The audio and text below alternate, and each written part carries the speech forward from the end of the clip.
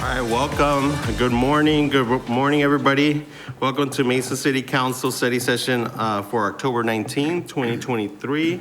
Mayor Giles is out of town and he's excused from this meeting, and all other council members are here present. Before we start the presentations, I'd like to acknowledge that we have here a delegation from the city of Guaymas, Mexico. They are our sister city here in the city of Mesa. Fortunately, the mayor of Guaymas, Carla Cordova, couldn't be here this morning. She had to travel back to Guaymas, but we have we have the treasurer, Fernando Ponce, or Daniela Podaca. We have various different staff from the city of Guaymas. So if you all can stand up, si se pueden parar. Muchas gracias por venir hoy a la ciudad de Mesa. And they're here for the Dia de los Muertos event that we're having this weekend. They're participating with an altar at the Dia de los Muertos that they are installing today at the Mesa Arts Center. So, muchas gracias. Gracias. We'll get started with our presentations. We're going to flip the presentations and start with 1B. Item 1B is a presentation on establishing a speed limit on Williamsfield Road between Chrisman Road and the East City limits, and a speed limit on Williamsfield Road between Ellsworth Road and Chrisman's Road. So we have RJ and Eric here from our streets department to start our presentation. So thank you. Vice Mayor, members of the council, good morning. Again, RJ Zeter with Transportation Department and our Assistant Transportation Director, Eric Guderian. Hopefully we can roll through this pretty quickly, but we're happy to answer questions as we go along. The purpose of our discussion this morning is to seek council direction on establishing a speed limit along a portion of Williamsfield Road in the southeast part of the city. The city code requires that speed limits be established by ordinance approved by the mayor and council. And Eric is going to then take us through sort of an explanation of how we evaluate streets for setting speed limits, and then talk about the specific road section that is in question and seek direction from all of you. Thanks. Eric. Good morning, Vice Mayor, Council. Just a quick background how we set speed limits and in city code. The base speed limit is 25 miles an hour, and then we call out every other street segment within the city that's higher than that. So when we go and look at speed limits, the factors that we consider is the type of street and how it gets used for speed limits, the overall context and character, what land use is around it, also the number of driveways, and then the geometry of the roadway. Here in Mesa, we're lucky. We, except for probably Councilmember Goforth's district, we don't have very many vertical hills that we have to deal with and speed limits there, but we do have some horizontal curves and things that we'll talk about here with this roadway segment. And then also just looking at traffic, the amount of traffic also goes into the decision process for speed limits. So what national research has found, and I think this is very important, is drivers will always drive the roadways what they feel comfortable. Setting an arbitrary speed limit is not something that really changes the speeds on the roads all that much. I just want to highlight Ryan Hudson is here also. He's our city traffic engineer. He's going to take a section of this presentation also. So we've come to you this morning to talk about establishing speed limits for a new section of Williamsfield Road that has been newly constructed in the past 2 years. And this section of Williamsfield Road that's now open to the public starts on the west side from Ellsworth, goes past the Legacy Sports Park, crosses SR 24 and continues just east of Signal Butte. This whole section of Williamsfield Road is now in the city of Mesa, We maintain the roadway, and we've broken it up into two sections here. So the first segment we'll talk about is from Ellsworth to Chrisman, and then Chrisman East. All right, Vice Mayor and Council, from here, we'll kind of take a deeper look at both of these segments and look at the key characteristics of each, and then talk about the staff recommendation for the posted speed limit of each of the two segments. So to start, segment one, that's the segment that's between Ellsworth and Chrisman. The pretty key characteristic of this segment is that it contains 3 different curves. Those curves, there's 2 that are west of the SR24 interchange, and there's 1 that's east of the SR24. Those curves are there really to make a perpendicular crossing of the SR24 facility. And the 2 curves west of the SR24 were actually part of an alignment study that was done several years back. And what that alignment study looked at was just the horizontal geometry of the roadway, how that would interact with the land on both the north and south sides, how it would interact with the Phoenix Mesa Gateway Airport west of Ellsworth, and then how to ultimately make a perpendicular crossing of the SR24. Now, that study did also look at, with the radii of those curves, would there be the need for super elevation? And super elevation is required if you have curves that are small enough that the road needs to be elevated a certain way to facilitate higher speeds. So those curves would require super elevation if we went to a design speed of 50 miles per hour, and design speeds are typically set 5 miles per hour above the posted speed limit. Now, the key thing here is that Williamsfield Road was not built with super elevation. That is not the recommendation for this type of facility. And so the design speed for the facility without super elevation is 45 miles per hour. I think that's just a key thing to point out. And then also, just along this corridor, one thing to also key into is that the land use on the south side is the Legacy Sports Park, which is a pretty unique facility and introduces kind of some unique traffic characteristics. So the ultimate recommendation for this segment 1 is for the City of Mesa to establish a speed limit of 40 miles per hour. A couple of notes on here is that in City Code, Williamsfield does have a line in the section of City Code for speed limits. The existing line in there is that it's a 40 mile per hour facility, but this is west of the ASU campus and ends at Innovation Way. And the existing posted speed limit that's out there today, even though it is not established in City Code, actually is 45 miles per hour. So if we were to go with our recommendation, we'd be swapping those speed limit signs out to 40. Now to dive into segment 2, and this is from Chrisman Road out to the east city limits. The really key characteristic on this corridor is the straight alignment. This alignment along this entire segment follows the section line. So you can see on the screen here just that straight alignment and kind of where it sits. And the figure to the right also gives a good sense of all the adjacent arterial and collector roadway facilities and what the posted speed limits are on those respective streets. So it kind of gives a good sense of what's around, what kind of different facilities this connects to, and what we're ultimately recommending for this segment. And that is to establish a speed limit of 45 miles per hour. So we are suggesting for the speed limit to go up 5 miles per hour, and this would be in line with the existing posted speed limit signs that are out there on that corridor today. And this is just a kind of just a summary map that shows those two segments. Again, segment 1 is the orange. Shows the kind of the horizontal geometry, which is really the key factor in recommending the 40 mile per hour speed limit. And then segment 2, which is the blue, the straight segment where we're recommending a 45 mile per hour posted speed limit. So to summarize or continue, staff brought this item to the Transportation Advisory Board in May of this year with the staff recommendation of the 40 mile per hour segments from Ellsworth to Chrisman and 45 from Williamsfield from Chrisman to the east city limits. tab, TAB did not support the staff recommendation, and for what we're calling segment 2 is recommending a speed limit of 40 miles per hour.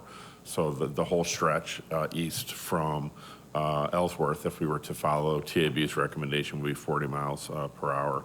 The rationale is that there are not separated buffered bike lanes on this section of Williams Field, and that they also see the lower speed limit as a way to keep traffic down and have a consistent speed limit for the entire section. So what we have is a staff recommendation of 40 and 45 miles an hour and a TAB recommendation of 40 miles an hour, and we're seeking council direction on which speed limit to include in the proposed ordinance, which would come back for action at a later date. So I'd be happy to answer any questions and look forward to your direction. I have a question. So if you going back to one of your approach and consideration, what I notice is I don't see safety for all users. Where does that come into play? I'm not sure I understand your question. So considerations, factors to be considered for speed limits? All these bullet points, what about safety? I'm just curious where that comes in, safety for all users. Are there bikers on the? There is a are lane. bike lanes on, The sections of the roadway that have been built out and are complete have bike lanes and sidewalks on them. The rest is still the rural 2-lane cross-section where development is currently happening. So you're recommending a 45 mile an hour speed limit on this road, and you have bike lanes on there? Yes, it's consistent with the rest of our arterial network that we have in the city. most of the city is 45 miles per hour with bike lanes on the arterials. So, is under the national standards, is that a safe speed for bikers and cars on the same roadway? I think the answer to your question, council members, it depends on the user. I mean, as we've done through our surveys, you know this because we've talked about it. It's a smaller segment of our population that is comfortable riding on the on-street bike lanes, but we do have users that take advantage of that. So there are lots of folks that ride in the on-street bike lanes. I would say whether you're safe or not doesn't depend on the user's opinion of it. I mean, right? You can't say it doesn't. It depends on the user whether it's safe or not. I mean, from what I've read, if you get hit on a bike at 45 miles an hour, the likelihood that you're going to survive that is next to zero. So how do we say that's safe? I think the concern we have, and I look to our experts, Ryan and Eric, to talk about this more, that if we arbitrarily set a speed limit, I think you're going to have differential in speed, and I think that creates its own safety issue. What do you mean arbitrarily set it? That people don't drive based on the posted speed limit.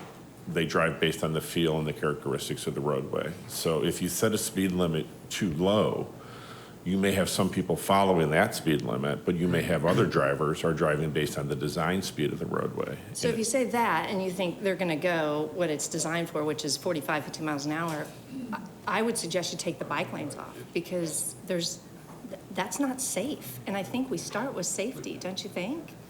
The concern I have is if we remove bike lanes, but there is a population that bikes on street, and where do they go?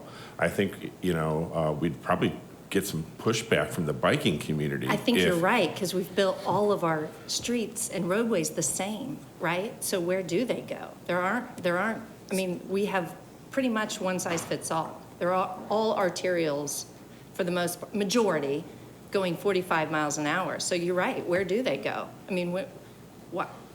So, go ahead. sorry, Vice Mayor, Councilmember Goforth, I think it's a good question, and it's something we're trying to address, right? We're dealt a roadway network that's been built out over the last 100 years, and it's been built a certain way. We're talking about two segments here. I think in our transportation master plan, we're trying to address some of these issues and identify corridors that we can do more for pedestrians and cyclists.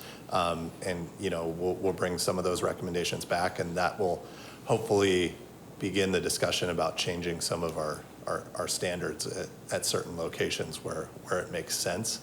But we have this entire network that, and I think we tried to show that The standard out here and the standard for most of the city right now is 40 or 45 miles an hour on arterial roads.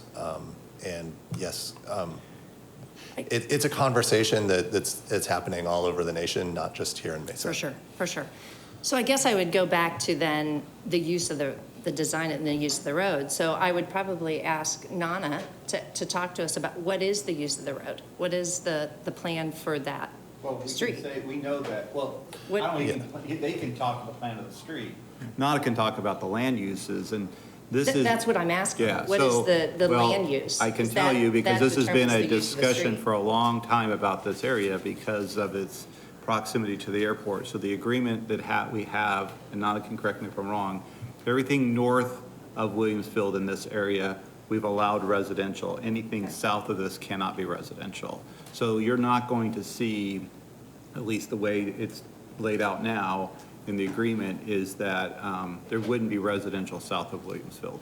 South of the 24. 24, oh, sorry, 24. Yeah, so actually, almost everything between the 24 and Williamsfield, east of the 24, is residential, except at the corners of the arterial locations. But even the way those are built, they back up to the street. Yeah, so this section, yeah. There's th- no, there's there's no access. access So- off of Williamsfield to There's those no neighborhood. access off of Williamsfield. and- Just into the neighborhood, there aren't Yeah.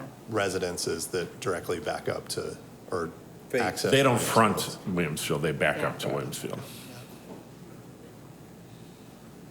So I think the tendency, when you see those long stretches, people are going to drive us, because you've got, in this case, we have a very long, straight street between two major intersections of the 24 and Signal Butte. We can post it at 35. I think you're going to be lucky if we can keep them below 50. And that's why we're it's kind of part of this trying to create the science and the protection, but then realizing there's human nature. And these long stretches, that's just kind of the nature, especially between two major intersections that are busy intersections, Signal Butte and 24. I suspect people are going to be anxious to get on the 24. They're going to be anxious to get over to the Signal Butte because that's going to be a major commercial center also, at least at the 24.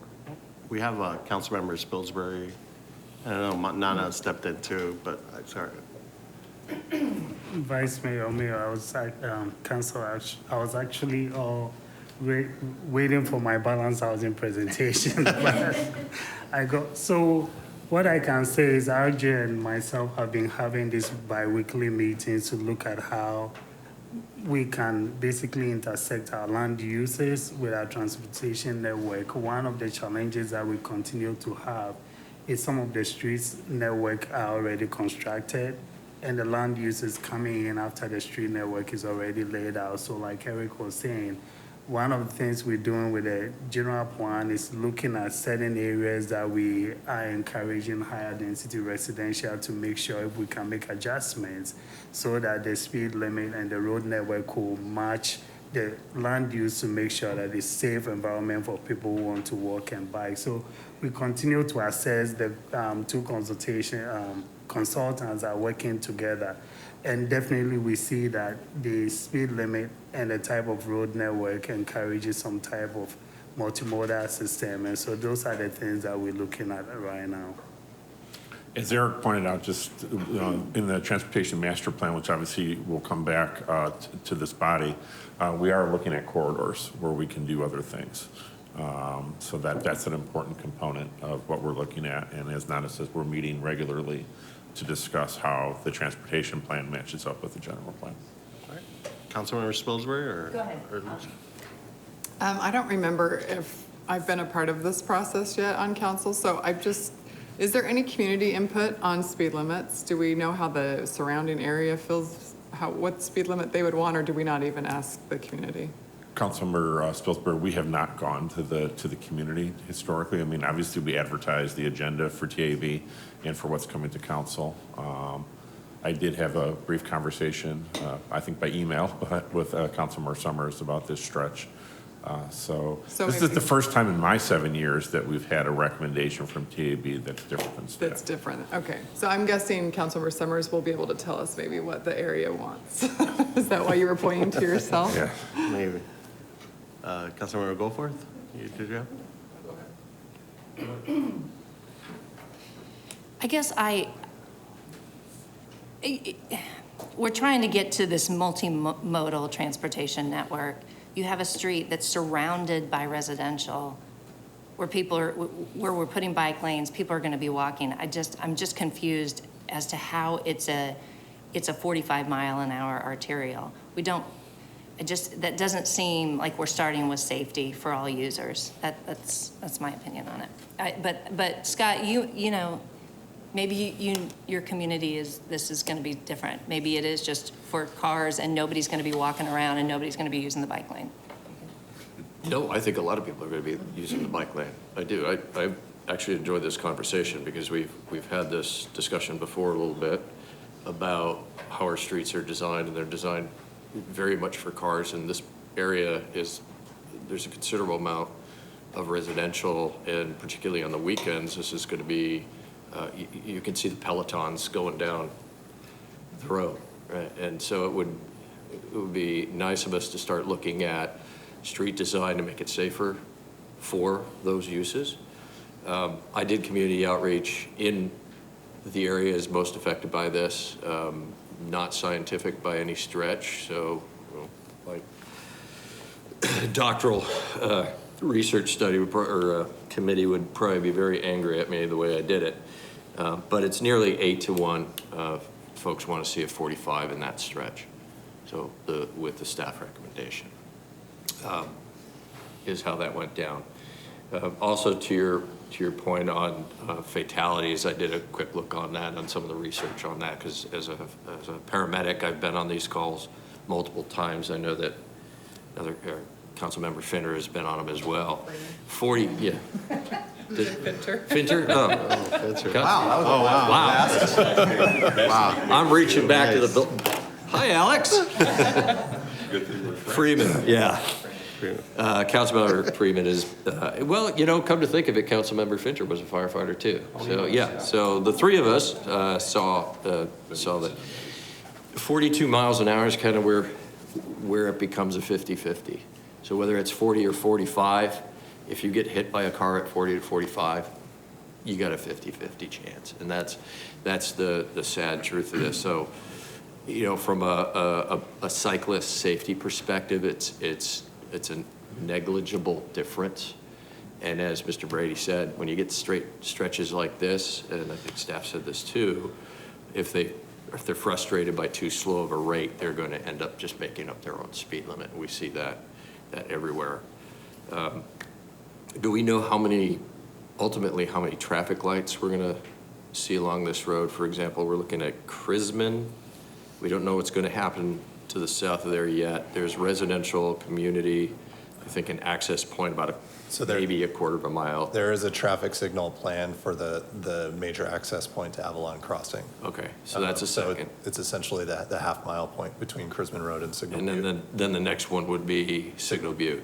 So basically, Chrisman has one now, Signal Butte has one now, and then there'll be a middle one. So that Chrisman is getting one soon. getting one. It's still a Yes, stop that's right. It's a controlled stop sign intersection. right now. Thank you.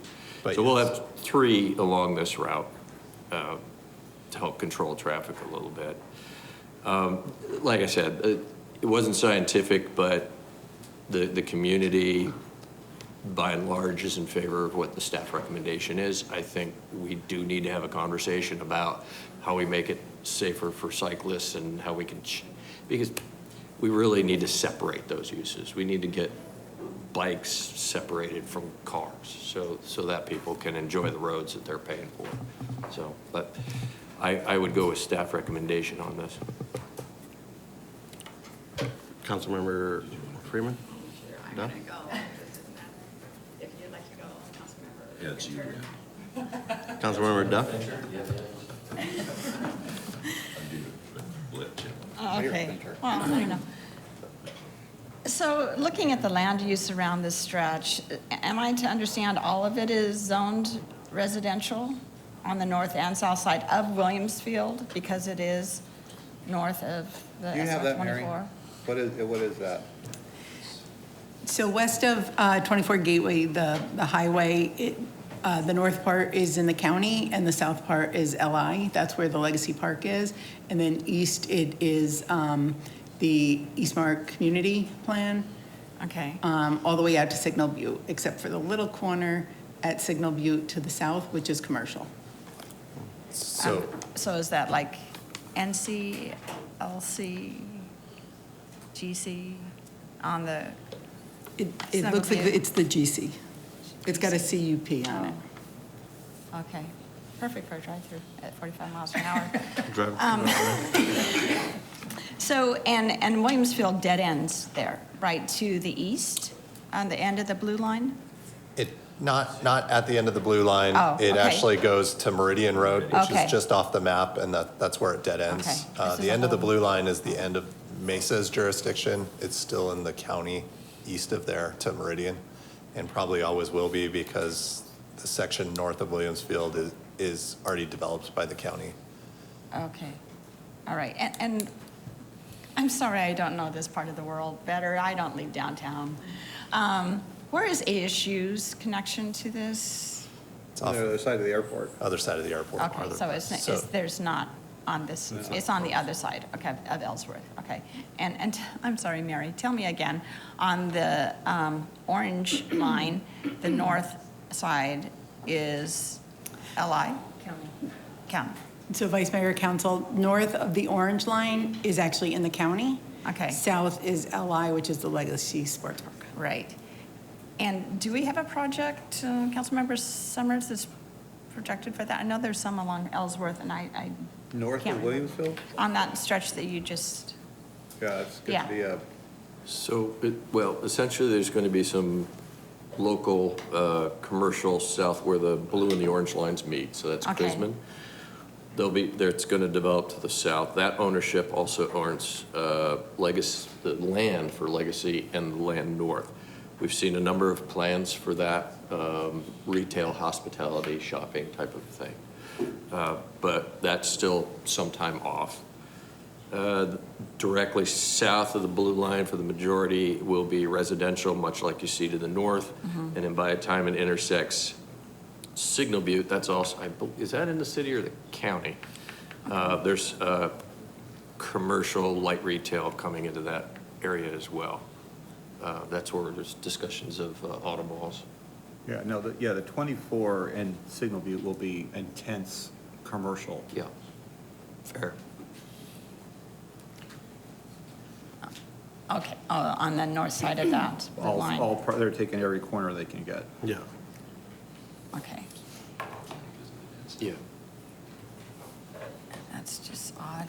Anyway, I mean, the 24 was going to be a major freeway because right now it's at the surface going to Ironwood, but it's busy today and it will, when we get the funding to do the flyovers, I meant to all the listen traffic to the coming out of GIS. Queen Creek and Santan will be coming through here. That's why Signal Butte and 24 is going to be our next Superstition Springs. That's, what we're seeing with car dealerships and the commercial development that's coming in there. So it'll be very intense because it'll be our regional commercial hub at Signal Butte and the 24. yeah, I don't see, and Chrisman itself is 35 miles per hour coming in from the north, right? Well, it was on the presentation here.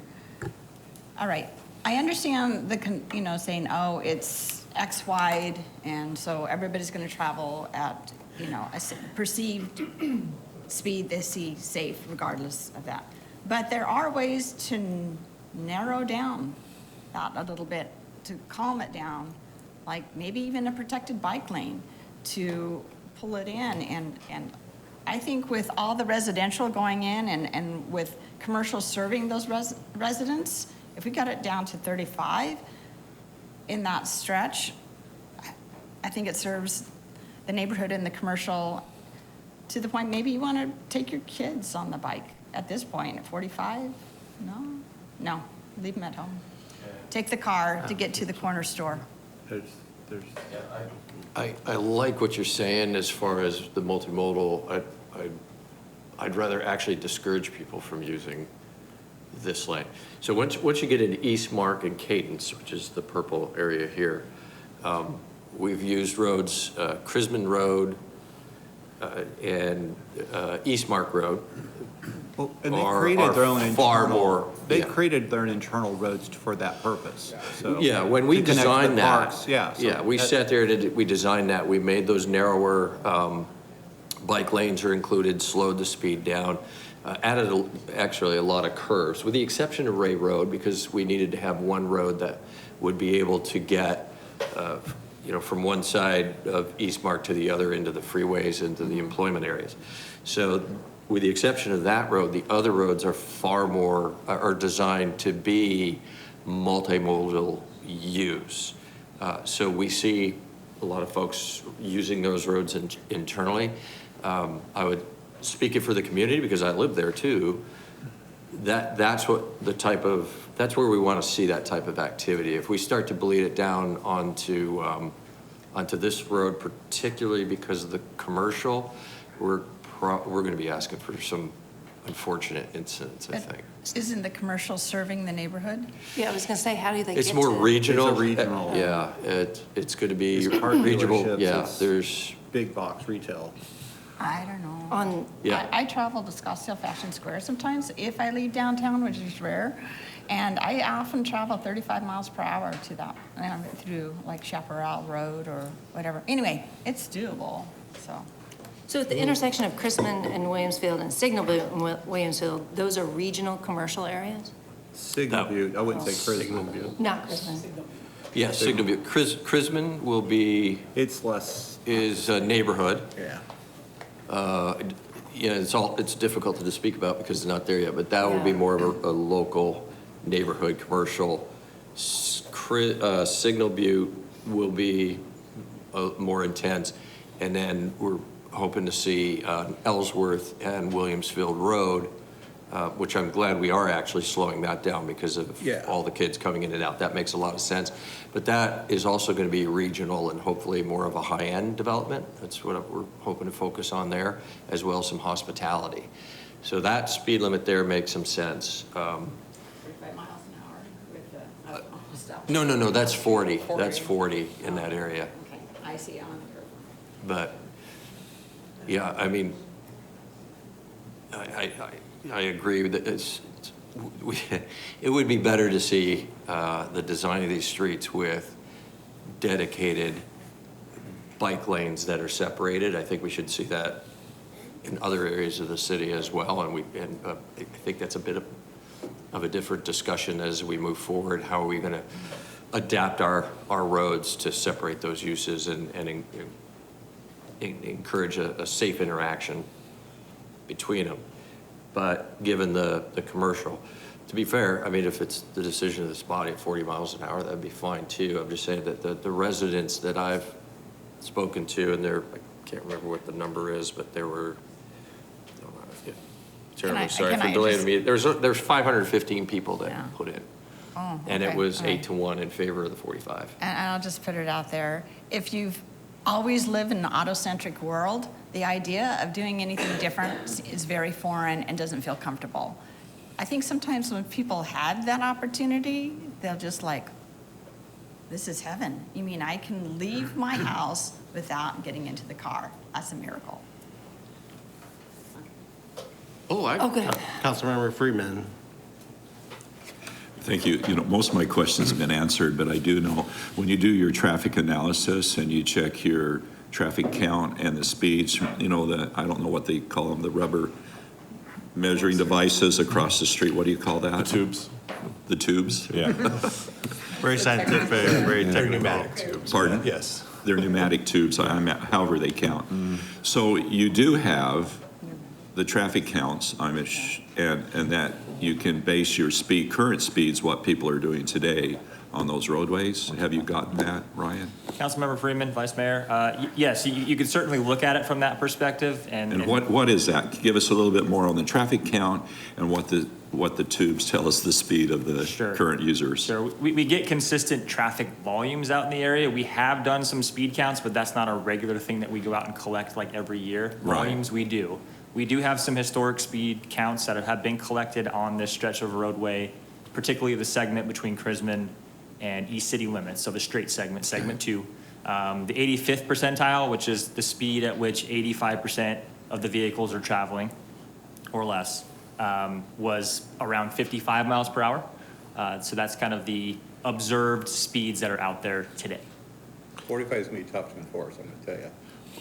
Well, So, It has no okay, so traffic. that's fine, that's a It's not straight built out. section, I mean- okay, that's the straightest section. So moving west of that, between Ellsworth and Chrisman, have we done traffic counts, and what is the speed for that? We have, it's not, it hasn't been very recent, but those speeds were a little bit lower there. I think they were hovering 85th percentile, somewhere around 50. But that's with the current metrics of and the street road characteristics and all the things that you explained. and there are lower traffic volumes, as Lower Councilmember Duff traffic. was saying, that as this area grows and the volumes increase, we typically see speeds start to go down. So currently, basically, we have a speeding problem out there, let's put it that way. And, you know, Why are you pointing at me? well, because you're probably part of the problem. Teasing. I get it. I see why we're here. You know, I'll just say it out. I'm just comfortable with staff recommendations, and I'll leave it at that. I think Councilmember Goforth was referring to slide 4 when she talked about approaching considerations and some of the safety concerns and the bike lane. Both council members, well, 3 of them, have talked about that. So maybe in the future, you could talk about some of the safety concerns and maybe expand a little bit on the approach and considerations for us to help, so we don't ask so many questions. And we'll ask questions anyway, but, you know, I think our focus is to the safety of our neighborhoods and all the users of the street, whoever's using it. So I'll leave it at that. Can we have Councilmember Goforth? I have one question. So about process, just to reiterate for me, when you set the limit, because the road has already been built, right? When you set the limit, do you go to planning? Does NANA sort of give you a recommendation based on the land use that surrounds the street? And then you go by that? How is that process in collaboration with planning done? Vice Mayor, Councilmember Goforth, at this point, the staff is looking at the roadway itself, you know, and the characteristics of the roadway. The current transportation master plan identified, you know, what the footprint, you know, so to speak, at a very high level is going to be. So we're not looking development by development, you know, when we're establishing speed limits. It's really sort of overall. I don't know that I'm answering your question well, but we don't. No, you're answering it, but I think we should. I mean, I think, I understand the obstacles for you. The road is already there, right? That's what you've said. Well, a lot of our roads, we're just dealt with what we have, right? But I think that's the important piece, is to look at what's, safety of all users, and then what's happening around. What is as you say, the use of the street use? I mean, that's what you've put on your first bulletin, you know?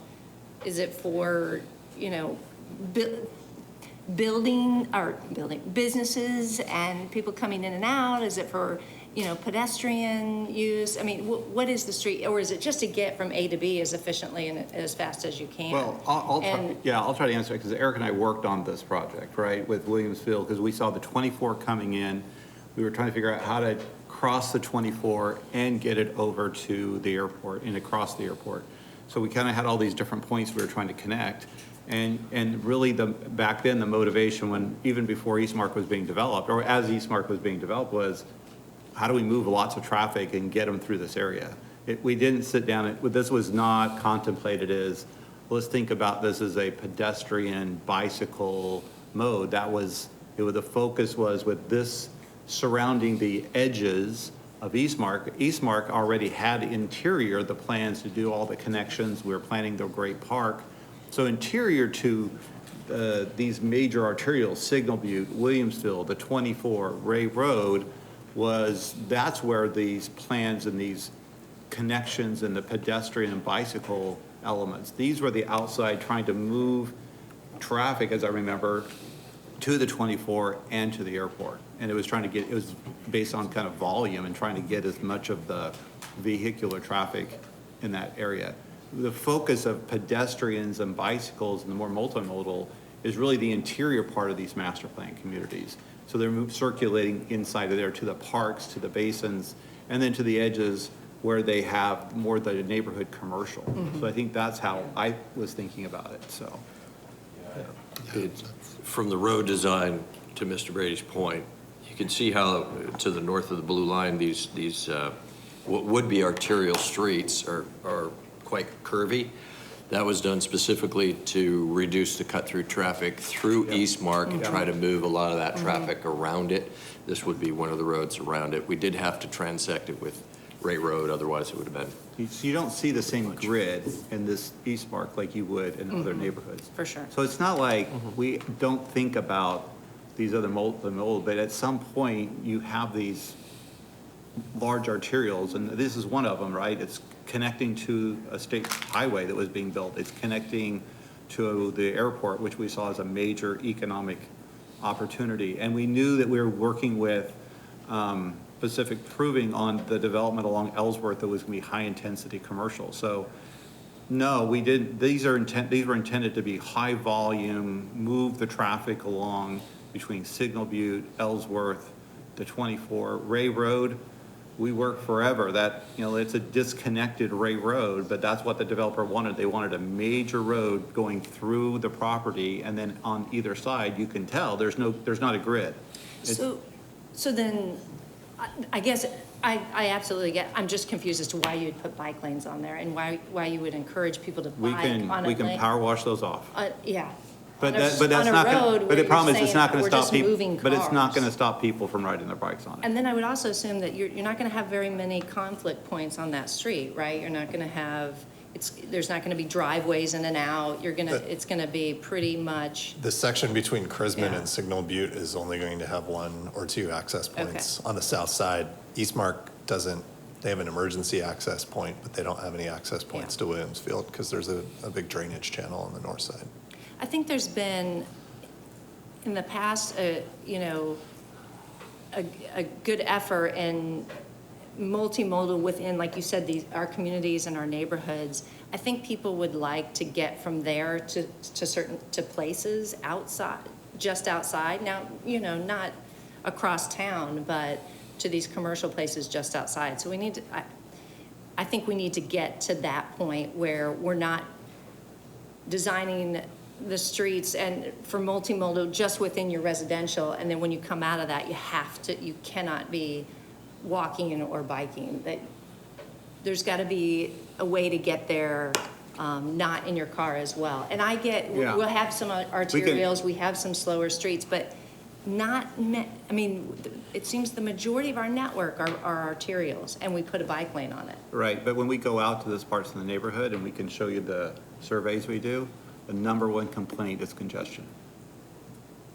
It's just, every time we go out, there's not enough capacity to handle all the vehicles. And so the response from us is, Congestion or safety? well, but the residents are asking for, it's a congestion issue. That's why we supported, when we went out and asked questions about which projects they wanted in this part of the area, it was build us more streets. We need Signal Butte. We need these major intersections. When So we But did they the also- Southeast Mesa Transportation Plan outreach meetings a few years back down in Eastmark, we actually had probably 4 or 5 times the number of people show up to the meeting than we were expecting. And Mr. Brady's correct. Far and away, the comments were about capacity of our roadways. So this is our this is where Williamsville was built, and that's why Signal Butte was built. That's literally in response to that feedback. Well, and Councilmember Summers? to your point, this is why I keep hammering Ellsworth and Ray Road and the commercial development that doesn't exist, because there are the internal pathways to get to it. It's just we need to see the high-quality retail development in this area that DMB has promised for a very long time. The commercial to the south, the neighborhood commercial to the south will service a lot of that, the residential just south of the blue line. So we'll have some pathways here. To your point, it's just, it has to be developed the right way. But we're a little off topic. Yeah.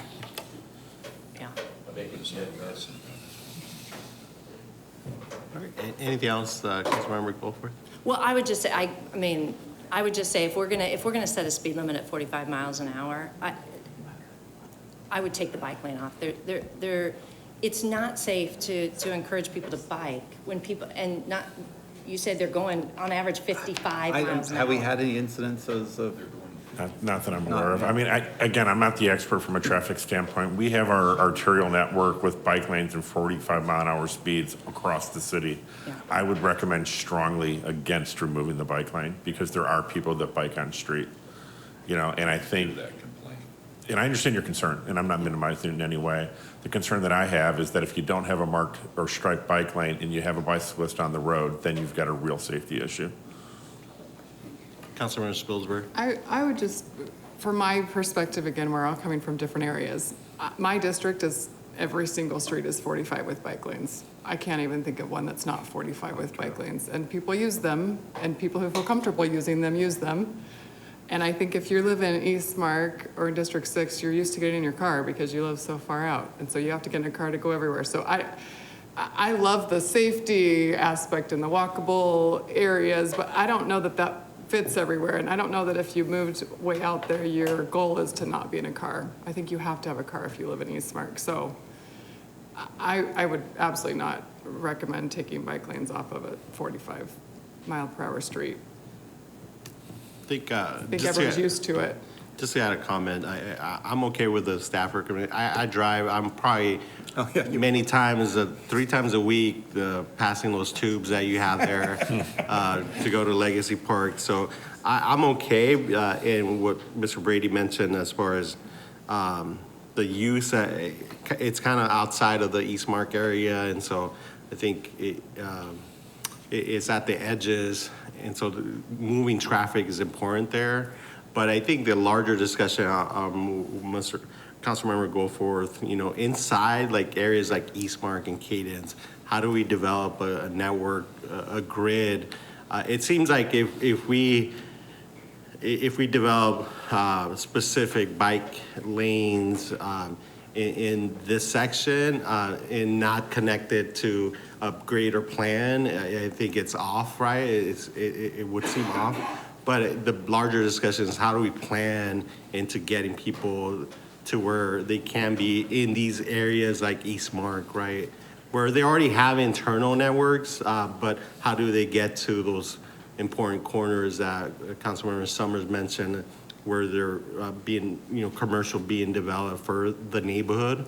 And so that's a larger, I think, discussion on how we use those arterials like Chrisman and Signal Butte above, you know, north of the Williams Field, and connect more people into those both neighborhoods and shops. I think that's where, you know, the discussion where we can be more successful in taking people in that live in the neighborhood and allow them to use multi-modes, right, to get within, you know, those blocks. And that's exactly, I think, what happened in Cadence. You look at that road and the little roundabouts and everything, it was intended to kind of break up those long stretches and then turn people, and it leads from the interior of Cadence all the way to, Cadence Parkway and Ellsworth, and there's the commercial. And so I think these developers internally are trying to get there, and I think we're working with them to get there, but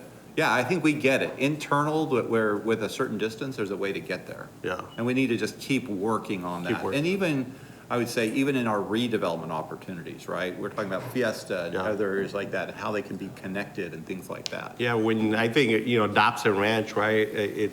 There's a lot of similarities as far as the loops and, but we're kind of disconnected once you hit Dobson and once you hit Alma School at the edge of Dobson Ranch, and how we connect those into maybe, you know, what's gonna happen at Fiesta Mall. When we're talking about extension, which is a little bit east of Dobson Ranch, but extension or Longmore in the west side to connect what, you know, developments like Dobson Ranch and what East Mark has created into the neighborhood blocks there, right? So I think it's a larger discussion that it's gonna take a lot more planning and kind of changing minds as far as how we see roads for the future, that we add more people to use multi-modes, right? So. Vice Mayor, on that point, just to reiterate, that'll be a big component of the transportation master plan is identifying corridors. Whether they're an arterial street itself or streets like Extension that you've mentioned, where we can do more to provide safe routes for other types of users. For sure. Councilman, we'll go for it then. I just was going to put Mr. Brady on the spot. So several of us have said that a couple of times, hey, this is a larger discussion that we would like to have. When can we have that? Well, And how that's do we what, go I think about they it? just mentioned that would be in Okay. the general plan. That would be first where it starts. So as far But I as the think- transportation master I think you plan? have to have aspirational goals in the general plan, because then you talk about the interest and, value of having that connectivity for neighborhoods to do those things.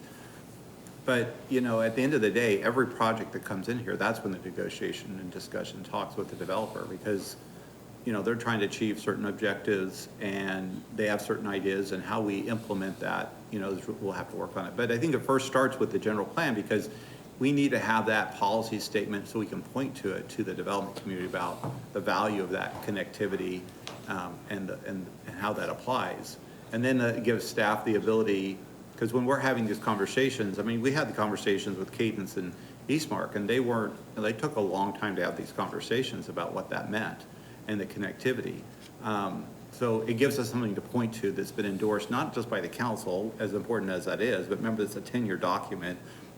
It has to be approved by the voters. And I think that's where we want to be able to put those statements or highlight those in the general plan, and then we can use those as staff. It makes it, that's the first thing a planner should be looking at when they're looking at, or considering when they're looking at plans. Is this consistent with the general plan? So you're in. Yeah, it's well, in the we're general out, plan, we're they're out in the gonna kinda community nail having a down- conversation right now, and there'll be a section that relates to this. I think there's already value statements that I've heard that are in the general plan that refer to this, so. Vice Mayor, Council, Mr. Reedy, yes, as we came through and we presented the preliminary guiding principles for the general plan, we're working really closely with the transportation team to develop the strategies to help us to achieve that principle about connectivity, multimodal, offering choices, all of those things. And then we'll start to look at specific actions that they have in their transportation master plan and how that ties to the general plan, because that plan will implement the transportation changes in conjunction with how the general plan gets implemented in the next 10 years. Do you drill down to areas like Vice Mayor was saying, well, no? So not, Okay. Vice Mayor, Council, not in the general plan per se. We do have some typical types of developments that you'll see when you see the draft of the plan about what a neighborhood center, what a regional center might look like, but we don't specifically place it on the Fiesta Mall or in this area. So it's so that we can take those concepts and apply them throughout the city. Okay, I would just, one comment on that is, I would just say, I would like to see it differ than it is now, because it's in the general plan and the transportation plan now, right? Connectivity, multimodal, and so how is that gonna look different in the next plan? So Vice Mayor, Councilmember, I think it's ever evolving, right? Because multimodal 20 years ago and 10 years ago means something very different than today. And we're getting there. And so to follow up with what Mary said, we have action items that we're spelling out very specifically in our transportation master plan that we want to be able to develop more roadway cross sections than our typical arterial street or our typical collector street that are 45 miles an hour and 35 miles an hour and handle just vehicles. And those are good for sections of the city, but we're going to identify other sections of the city that we need other cross sections that we can then point to when a development comes in and says, look, you're in one of these multimodal travel sheds, whatever we'll call.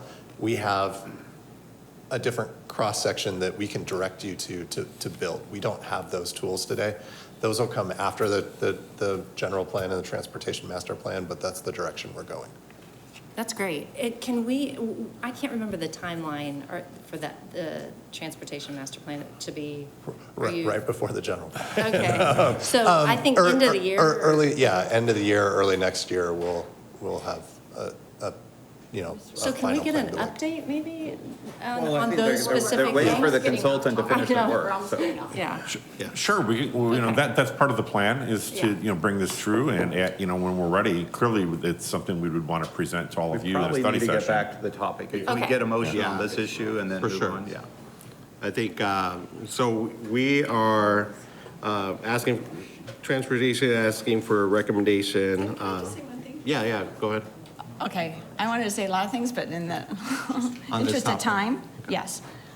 On the bike lane, along the 45 mile per hour bike lane, can we get like an extra stripe making and just an extra, a little bit of distance to protect that bike lane just a little bit? I know we're not having a protected bike lane. Can we get it like an extra foot, maybe a double line, just to protect that bike lane a little bit more for people to say, don't get right up on this? There's people. I think it's something we can look at. It really depends segment to segment, what sort of Okay. width we have. Okay, anyway, anything that we can do in Yeah, just, the again, the existing sensitivity of not environment. reducing the traffic lane. But, okay, I will throw in the thing about what I believe about congestion. We build our roads to deal with congestion and traffic that happens 2 hours a day, maybe an hour in the morning, maybe an hour in the evening, maybe 3 hours a day out of the 24. And in between all those hours, because there is no traffic or very little, we go fast as we can because it's evident that that's the safe speed. So then we get residents complaining, they're driving way too fast on this road, you have to do something. Well, you can choose to maybe slow down a little bit during your congestion and have people run slower, but we're not going to have both. So I'm just going to put that we always think about level of service for the cars, and we don't think about safety, and that we're accommodating just a few hours a day. But we can move on. Thank you. So I don't know if we have a recommendation. I don't know if we feel. We're seeking direction, Vice Mayor. I don't know that we need a formal motion. Direction, which- okay. Staff recommendations, okay. No. I'm okay with the staff recommendations. Okay, we got the direction. Thank you. We'll move forward with that. Thank you. Thank you. All right. Okay, now. I think this That was the is, easy one. yeah, that was supposed to be the easy one for Mr. Brady, but, Sorry about that. no, this is an important discussion, I think. Important discussion that we need to have, I think, continue further. So we'll go back to item 1A, presentation and to receive an update on the Mesa's Balanced Housing Plan. We have Nana Apia, Jeff Robbins, and no Susan Becker. Susan Becker is joining us via Zoom, so she's on the line if you have any questions. So Susan is on the phone, so welcome, Susan. Sure. Vice Mayor, Council, so I believe this is going to be the easy one this morning. But I know you've been asking this whole question about housing stock, whether we have adequate housing to serve our population and what are the projected demands and supply. So we are here to really have that discussion and also see how this will relate to the general plan. But before we start, I have Jeff here with me, who is leading the coordination of the general plan, the balanced housing plan, and I think this may be one of the few opportunities I get to tell you guys how amazing he is. And I don't know how the hours that he spends with the community on weekends and on nights, it's beyond my understanding, but he's a super being. So he's doing really a great job coordinating and helping all of us to move the plan forward. We also do have the consultant working on the balanced housing plan online to answer some of the questions. So to start off, as you guys all know, we continue to have population growth in the city of Mesa, which is a good thing. Other communities outside are not experiencing such population growth. So with that comes the challenge to be able to provide housing, all the basic needs for our community and the population. So as you see, Mesa is projected to continue to grow in the near coming future. So the question about why do we need a balanced housing plan and what is the balanced housing plan going to do? I know there's been a few conversations even with other projects where the council have asked those questions. So the main, or a couple of purposes of why we're doing the balanced housing plan.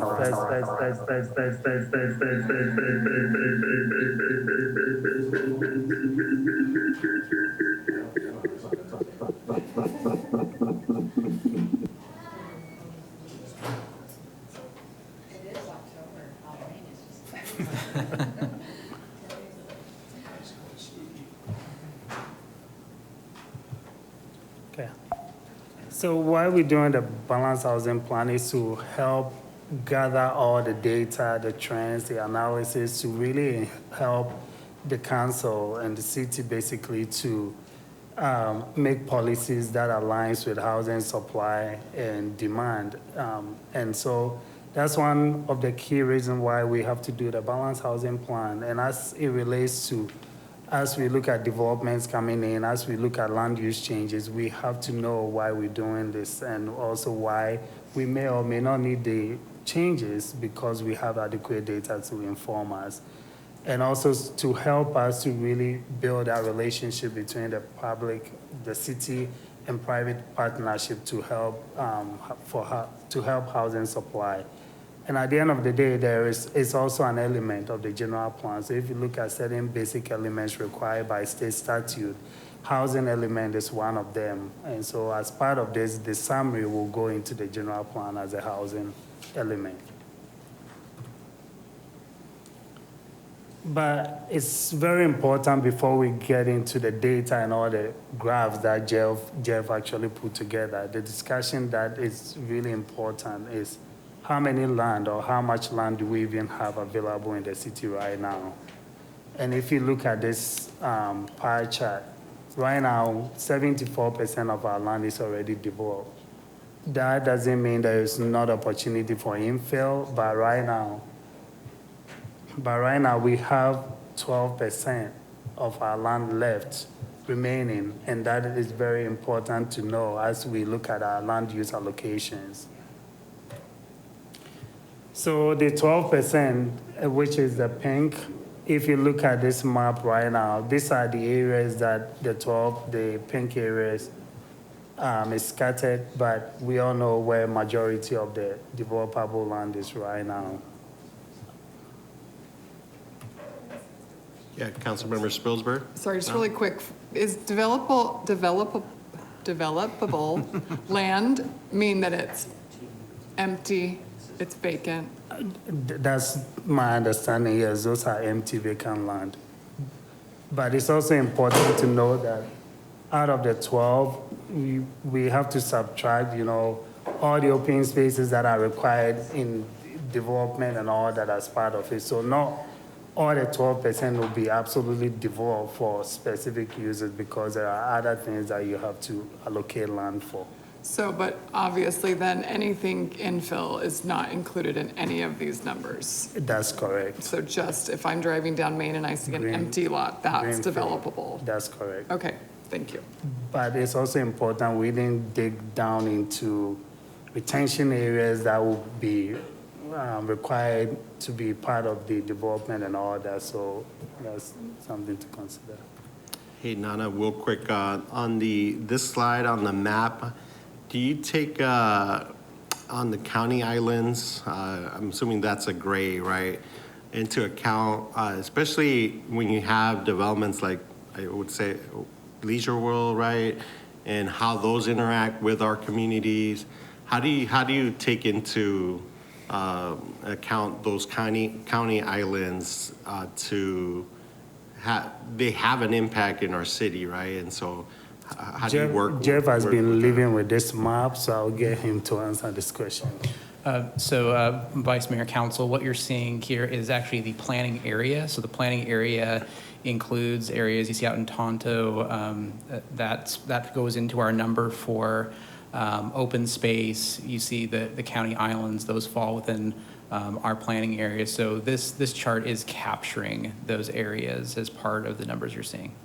But as far as how do we, some of these areas are not developed yet, but some are, right? So how do those interact with our plans when we think about the uses, or how do we, I guess, how do we think about these county islands, specifically the ones that are developed, how they impact, housing around our city and our streets and other pieces, right, that you all looking into that work together in conjunction, right? So, Vice Mayor, Council, so when we do the general plan, the land use designations, we do designate the land uses all of our planning areas, which determine the future growth or the future strategies that are going to be implemented for those areas. So we do have everything you see on this map with the general plan. It will have the land use character designation, which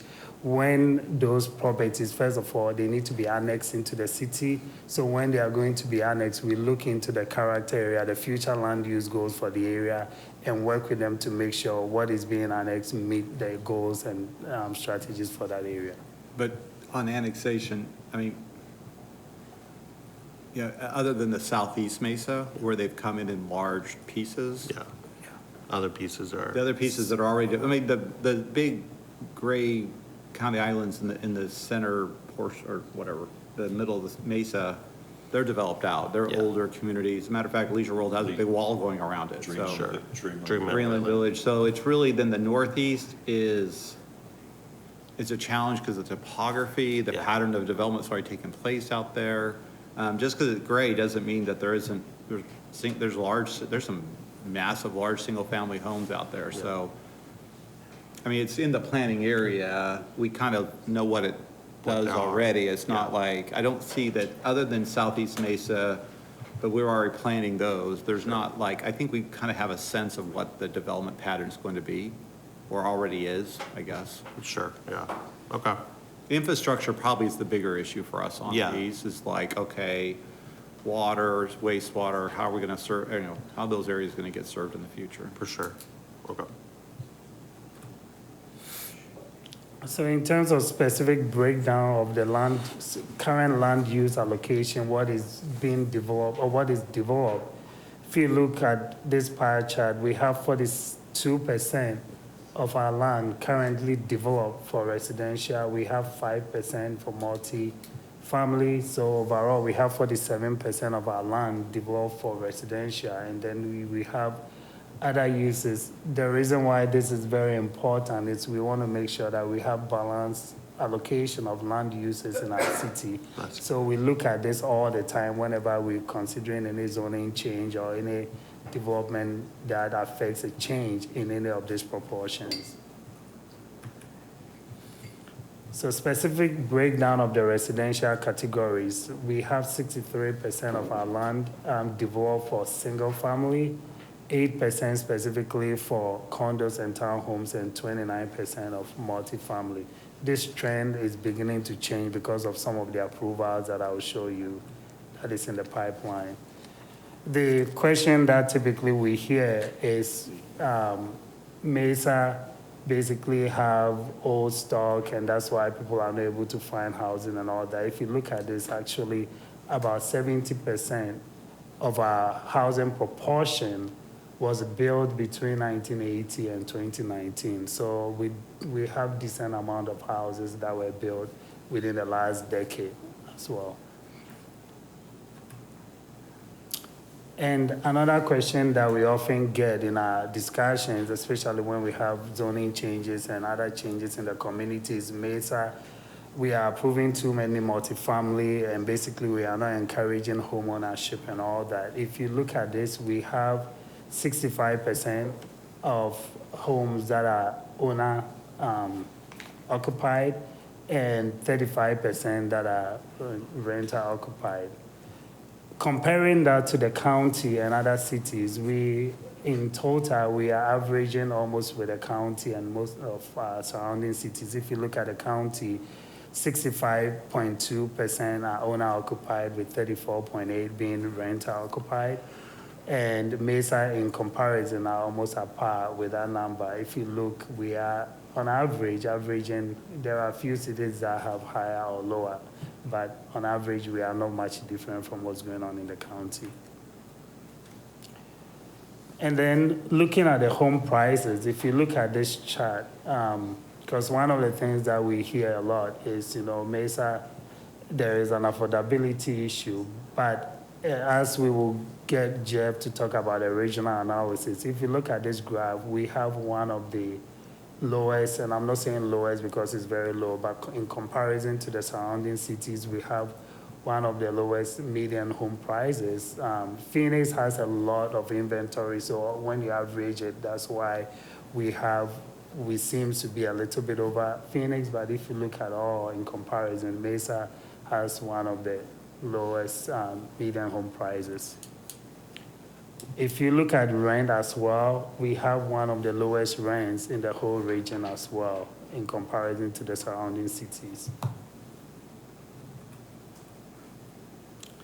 And again, that may also be a reflection of our median income. I know economic development have been working hard to really find a way to continue to raise our median income, because in comparison, we seem to be at the low end of incomes in Mesa.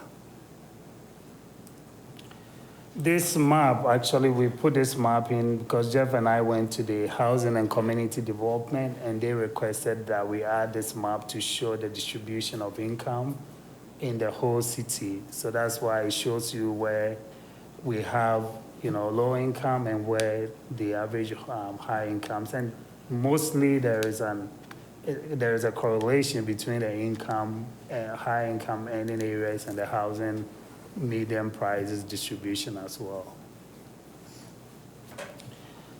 So the other question that is one of the major reasons why we are here is housing stock, and basically, do we have enough houses available for people who want to either buy or rent? What this graph is showing the area median income, and basically the area median income, it's defined by the Housing and Urban Development. So HUD has a general definition of area median income because it looks at it from a regional context, because people live in a region to move and work. And the area median income is $84,188. This is based on 3-person household. So the graph that you're looking at right now shows that those in the region, or those in Mesa, making 100% of the area median income, which is $84,000, there is 35,176 single-family residents that is available for their affordability of spending 30% of their income on housing. And if you look at condos, we have those making 100%, 10,366, and for multifamily, 22,182. If you look at those making 152,000 and beyond, which our city manager calls it the workforce plus, there is limited housing really in terms of their affordability. They can afford, but if you look at this, as you go to that end, the housing stock available for their affordability begins to go down. The same way, on the other end of people making 30% of the area median income, there's basically nothing available. And so the question becomes, how do we address our housing needs and supply? And this is where working in conjunction with, development services, partnering with the development community to ease and make sure that the development process is streamlined, and also working with community development to provide certain assistance for those that may not be in the income category. And we'll talk about that when we get to the gap analysis as well. Can I just mention just quickly, I think in the current general plan, it referred to the term executive housing. Back then it was talked about a concern, the lack thereof. And certainly I think that was the case 10 years ago. But unfortunately, I think now we don't even use the word executive housing. It's even less than, it's, I don't know what you call it, junior executive or, just a worker, right? A two-income home. We don't have the housing. If they're assuming they have a budget of 30% to pay their mortgage, we have a very, our stock available to attract that part of the workforce is showing up here that shows us that we're really short in that area. And certainly on the very far low end, yes, there's some challenges there, but we have some programs, we have vouchers, we have other things to help out there, and certainly we can do more, but we really are struggling. And as we try to attract, businesses and executives to come to put their businesses in Mesa, which they may very well do, they're not gonna live in Mesa. Well, they could, but the opportunities or the choices for them are gonna be very limited, and that's what this chart is showing us. Thanks. So looking at this chart, the housing demand and supply, basically how we came up, this came from the State Demographics Office and the Maricopa Association of Government. They use existing housing stock, which goes back to the 2020 and 2021, because that one we had actual existing housing stock, and they use all permits that have been approved for residential and multifamily, and use historical analysis to project housing supply that is going to be in the coming years. So if you look at the gray, there's a rental occupied units all over the projected to 2030, and then owner occupied, which is mostly single family and few condos. And the projected number of households is the demand based on your population, based on existing housing stock, and come up with what the demand for housing is going to be over the years. And then they also use the existing stock and housing permits to project. If you look at it right now, we actually do have supply exceeding the demand in the coming years. Even right now, we have supply exceeding demand. And Good job. But as we go through this, it's very important to distinguish between the supply gap and affordability gap. I think sometimes we mix the two. Right now, there is an affordability gap in certain areas, but when it comes to supply, from the data and analysis, we do not have a supply gap right now. So you may have the housing in existence, but people may not be able to afford. And when we hear housing shortage, sometimes we're talking about the affordability gap and not a supply gap. Councilmember Spilsbury. So this graph represents Maricopa County? This is Mesa. This is Mesa. I was having trouble with the slides trying to figure out where okay. So word on the street and every seminar and conference that I've attended over the last 2 years would suggest that we do not have enough houses. So could that be true of Maricopa County in general, but just not Mesa?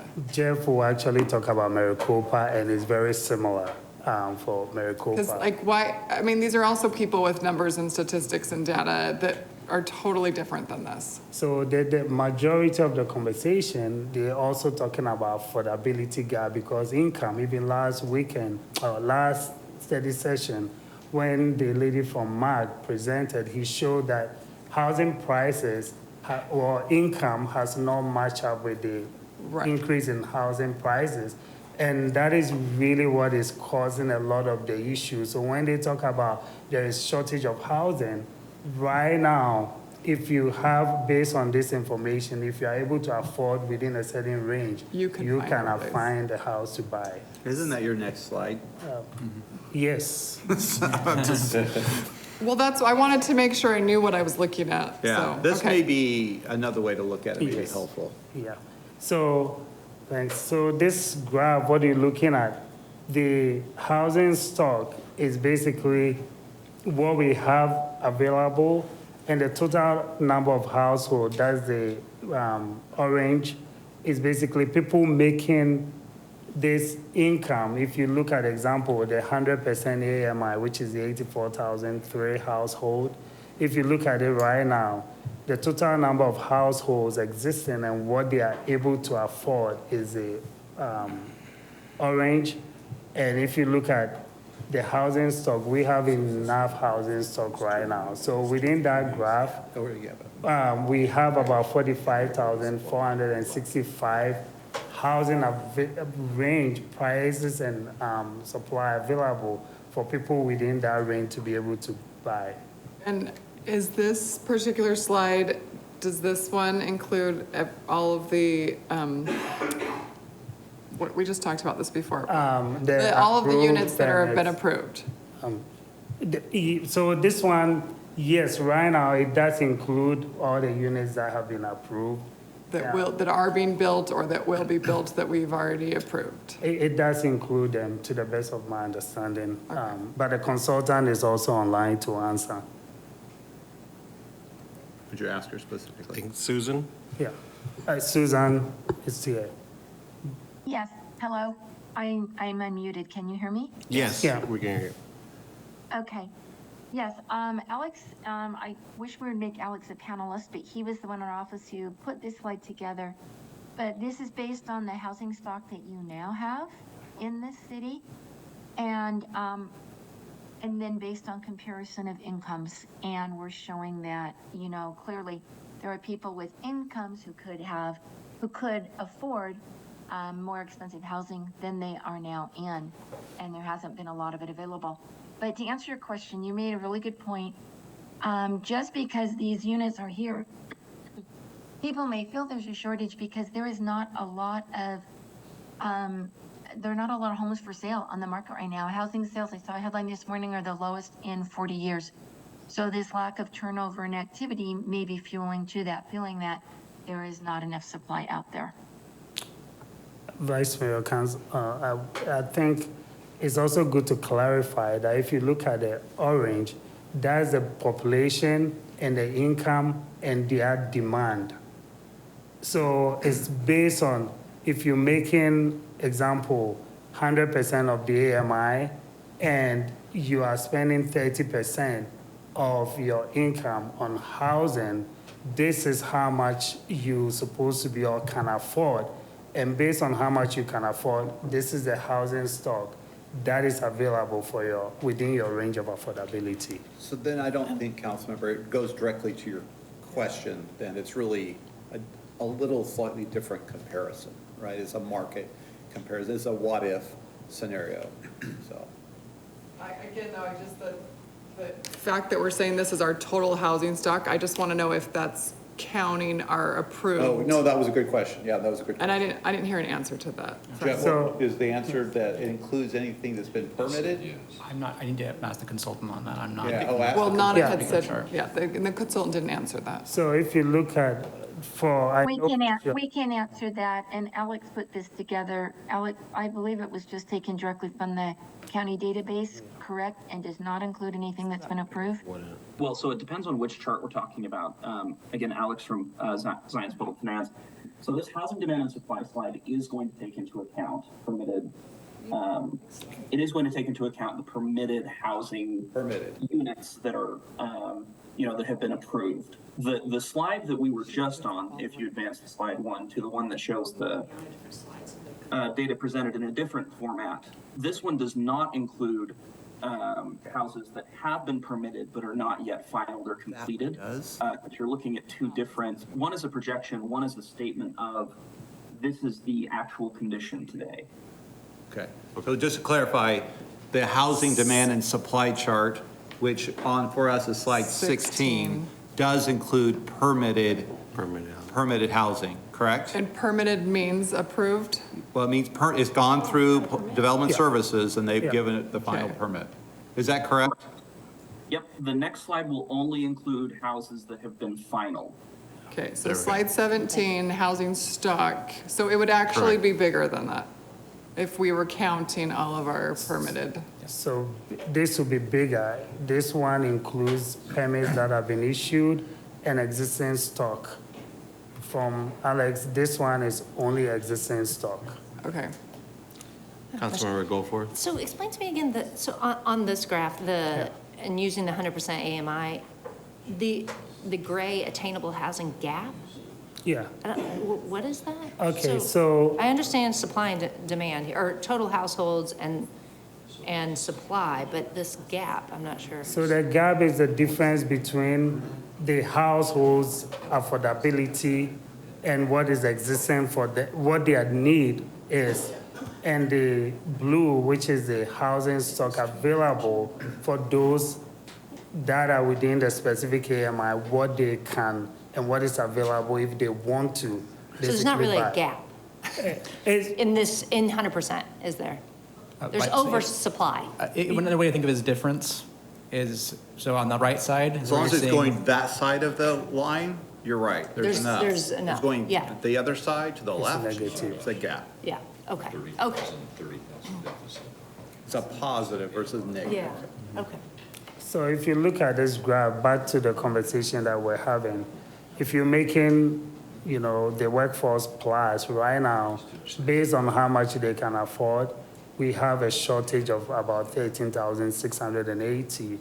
If you go to the extreme end on the other way, people making 30% of AMI, this is the housing gap, basically, that is not existence if they want to be able to spend. But the reality of, if you're making $25,000 or less and taking 30% of that income, there isn't gonna be any housing, right, available. Nor is anyone gonna build it. Nobody's Exactly. building. That- So that's when they talk about, that's where, I think even last week, that reference to that difference is costs have gone up, but their incomes have remained flat. That just compounds this gap.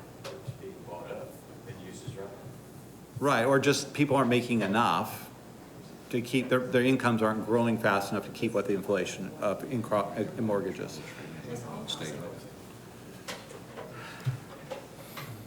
So the key observations as we move forward to working with the consultant, various stakeholders to be able to develop a balanced housing plan, we all know 12% of land for the remaining uses. We definitely have limited land left for development.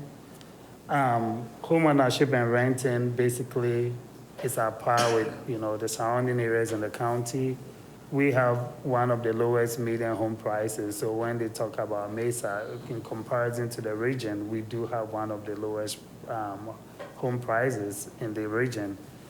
And also, we do have significant housing supply, even if you look at, and I think Jeff has a backup slide of the permits that we've issued. And the question that the councils, I know some of you have asked us in the past is, well, we've issued permits and it's been final, but it's not been built. How do we count this into our housing supply? Well, once they've received the entitlement for that land, and we have 12% of land left, we cannot continue to really give more of those land to housing, because once they have the entitlement, they can come in anytime they are ready to build. So that land itself has totally been dedicated to residential use, even if it's not built. And definitely we see the housing shortage in those extreme ends as well. And then definitely there is a shortage for those, like Mr. Brady was saying, those in the lower income. And overall, based on the county's projection, MAG, the state demographer, the building, all the things that we're seeing, which Jeff will show, there is a trend that is even showing our vacancy rates beginning to go up higher in the county. We do have supply exceeding demand. We do have an affordability issue, but we need to be able to distinguish between that and demand, because again, from all the home prices and the rent and all that, there is a certain level that you won't have developer building to that category. So with that, I'll pass it on to Jeff. Comment. I have one question Councilmember before you end. So 12% of developable land. Land to be developed. Land to be developed, thank you. Do we know what the breakdown is on the zoning of that 12%? That's a good question. I don't have the answer. Okay, I'd just we be can curious get, to we look can at get it. If you that. look at the nature of where it's at, A lot of southeast. southeast, it's, Some north. I'd say that center pink of the southeast is along the corridors, we kind of just, we're there. It's going to be a combination of residential and commercial, I think. Further south, that's probably mostly industrial. Yeah, Vice Mayor, Councilmember Duff, Mr. Brady's exactly right. That lower pink, that's going to be the Pecos corridor, advanced manufacturing corridor. And then in the general plan that we're looking at, a lot of that, especially near down the southern border, that's all currently envisioned as industrial. So not much housing, but yes, we can get you the exact figure of the zoning breakdown. Yeah, and the type of zoning, not just residential, like, is it single family, is it multi-family? Councilmember Spilsbury. So when we are looking at the pie chart, which you don't need to go back to it, but, and 47% of our city is residential, is Mesa have a number that we are like, we're not going over? Like, we don't want to be 50% or we're not going over 50%, or like, what's our number? So- Is that not how it works? It's something I've been tasking the planning staff for 3.5 years. They've done a lot of study to see if there is a proportion nationwide that you have to have 50% of your land for commercial, 50. It varies from jurisdictions. They've looked at various general plan. It varies. One of the things that we can say is we also look at it from the perspective of areas, and as we're encouraging people to work and live as much as possible close to their areas, and also as we look at the redevelopment areas, we look at our housing stock and see if there is a gap in even certain housing types, and then be able to look at certain developments that we will encourage for those to go there. So back to your question, if we know 47% compared to the region, Mesa is definitely has a higher percentage of residential, that I can say. Well, and Councilman, the other way we've looked at it in the past is by the number of jobs Yeah. in the community. And we were severely behind in that area. But, you know, that's how Mesa developed out, though. The historical pattern was, it was just suburbs, right, it was homes.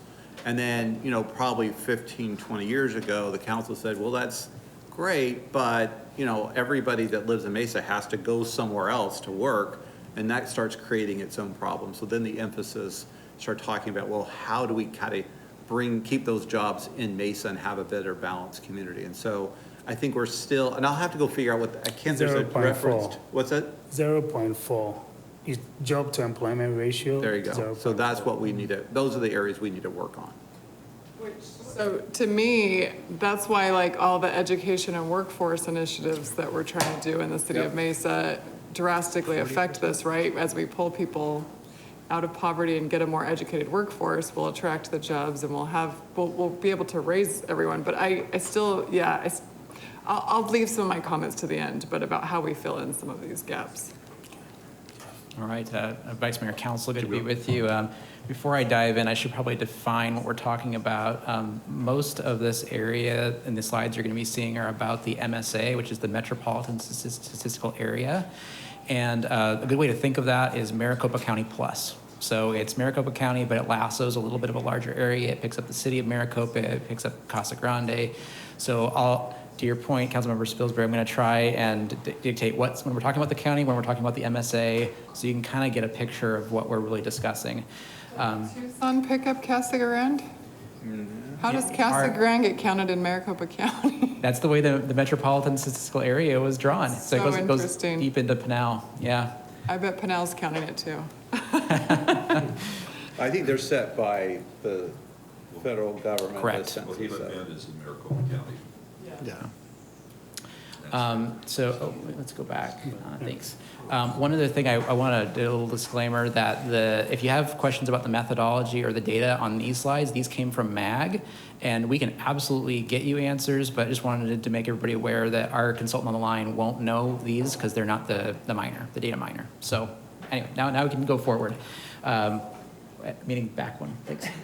Sorry, I'm the backseat driver.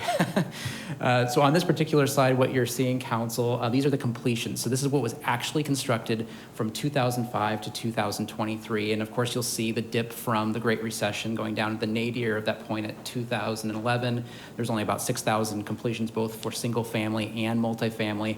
And then there's that trend where we're consistently seeing year after year more and more completions. And 2023 was a banner year. That is telling us that we are just about back to pre-recession levels in terms of total completions, which is good. Talking about stock. Do we have enough stock? Well, we're starting to see that happening.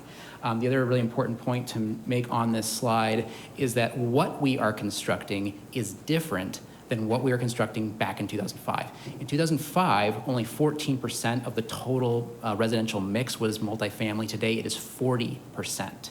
And we'll talk about that a bit more, but we expect that trend to continue. Thank you. Okay, so this slide, no surprise here. Rents, what you're seeing here in the dark green, that is all apartment complexes, and that's the rent per square foot.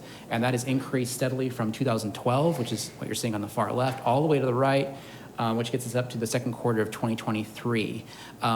Two things to point out, that light green line, that is showing, and again, no surprise here, people are willing to pay more for that new appliance smell. They want the newer apartments. So they will, at this point, it's really hard to see that green on the screen, so I'll read those off to you.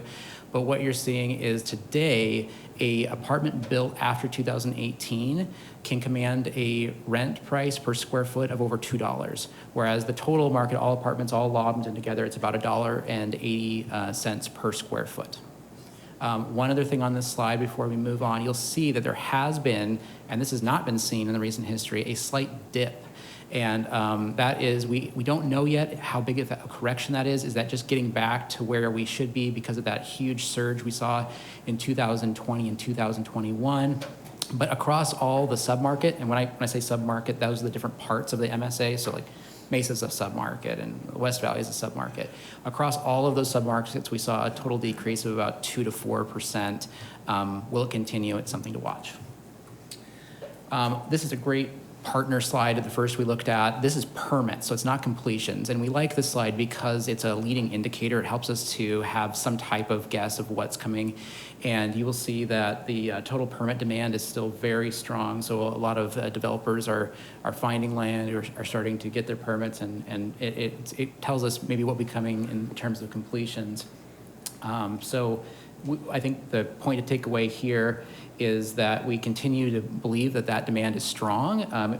You don't see 2023 data on this chart, but the 2023 data, what we have seen is that across the MSA, so not just Mesa, that there was a 25% increase in permits in the first half of 23 compared to 2022. So the takeaway, permit data still continues to be strong. Will that continue with the increase in, if interest rates continue, to be seen, but so far the demand remains strong.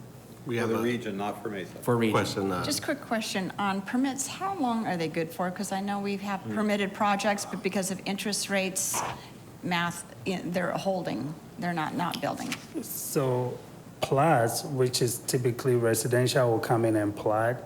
The plat is for 2 years once it's platted.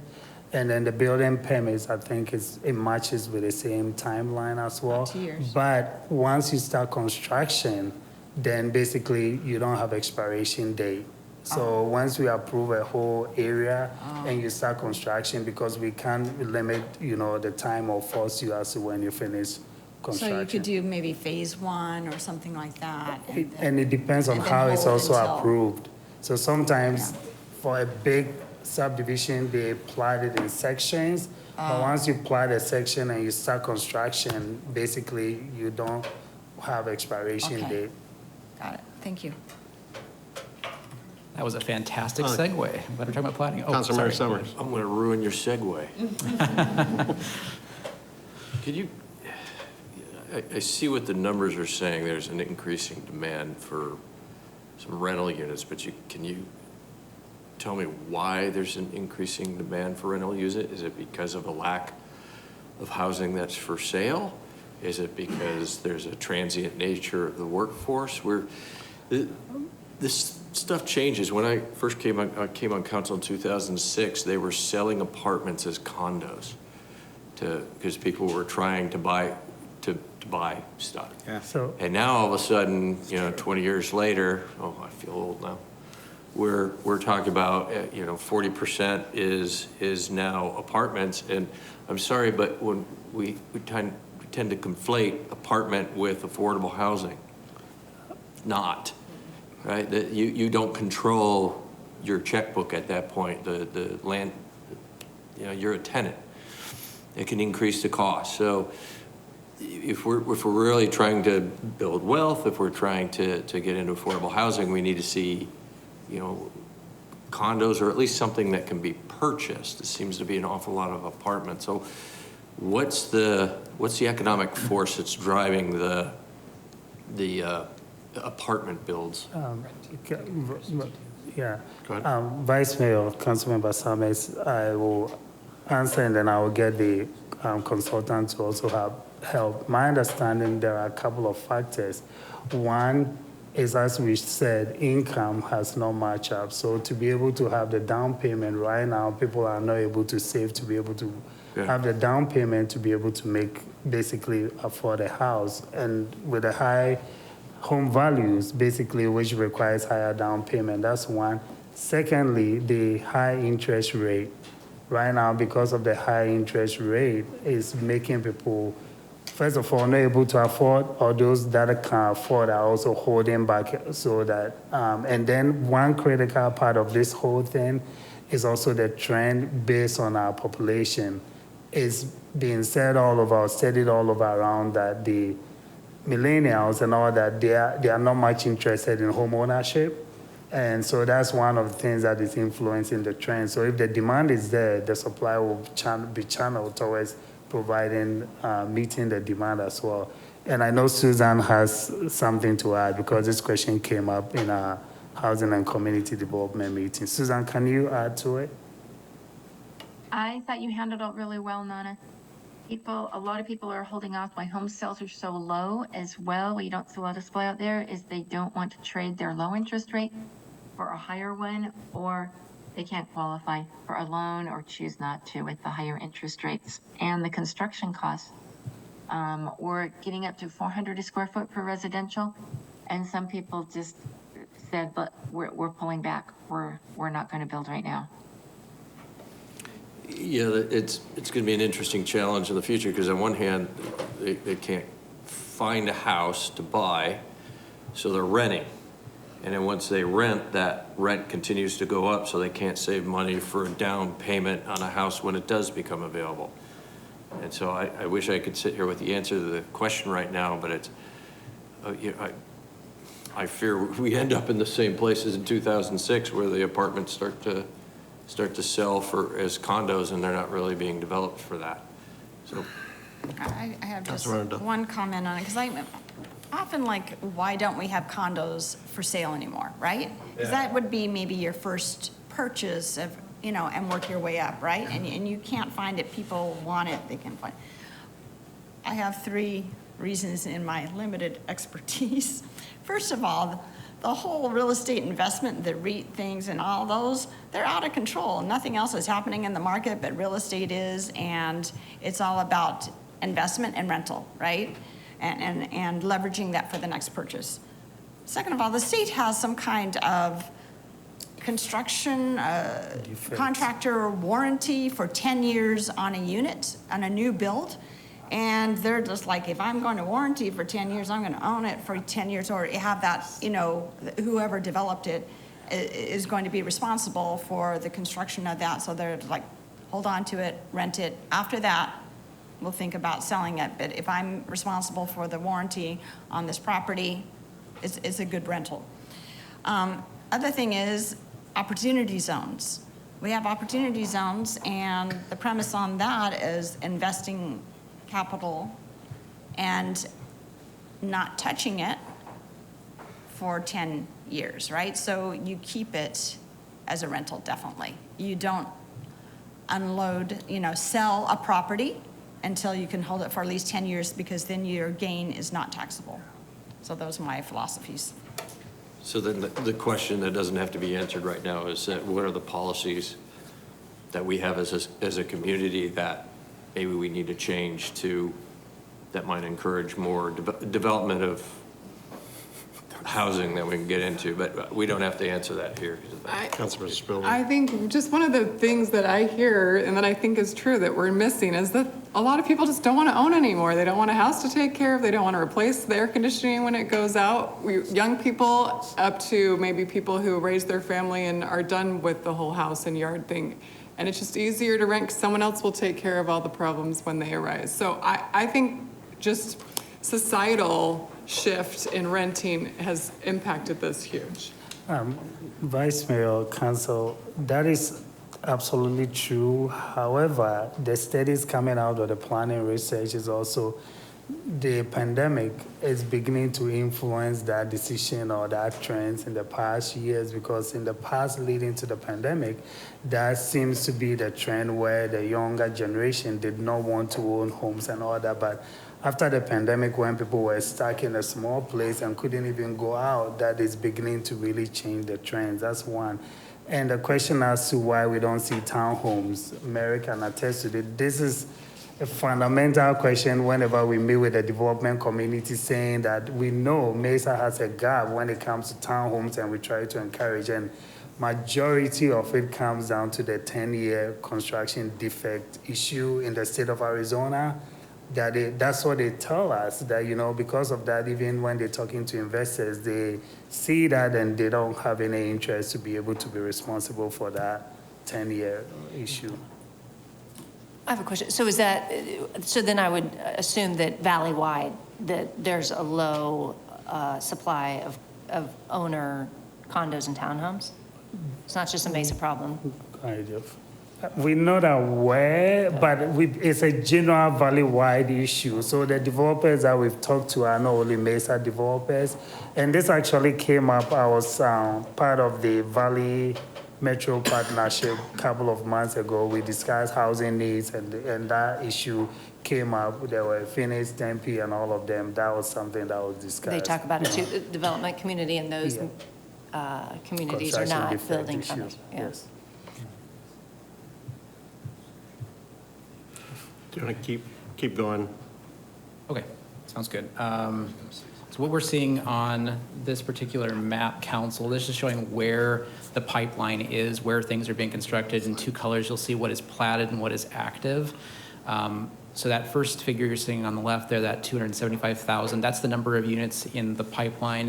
It's kind of hard to know, was that good? But to give you some kind of perspective, that is up from 239,000 in 21. So the pipeline is growing pretty significantly.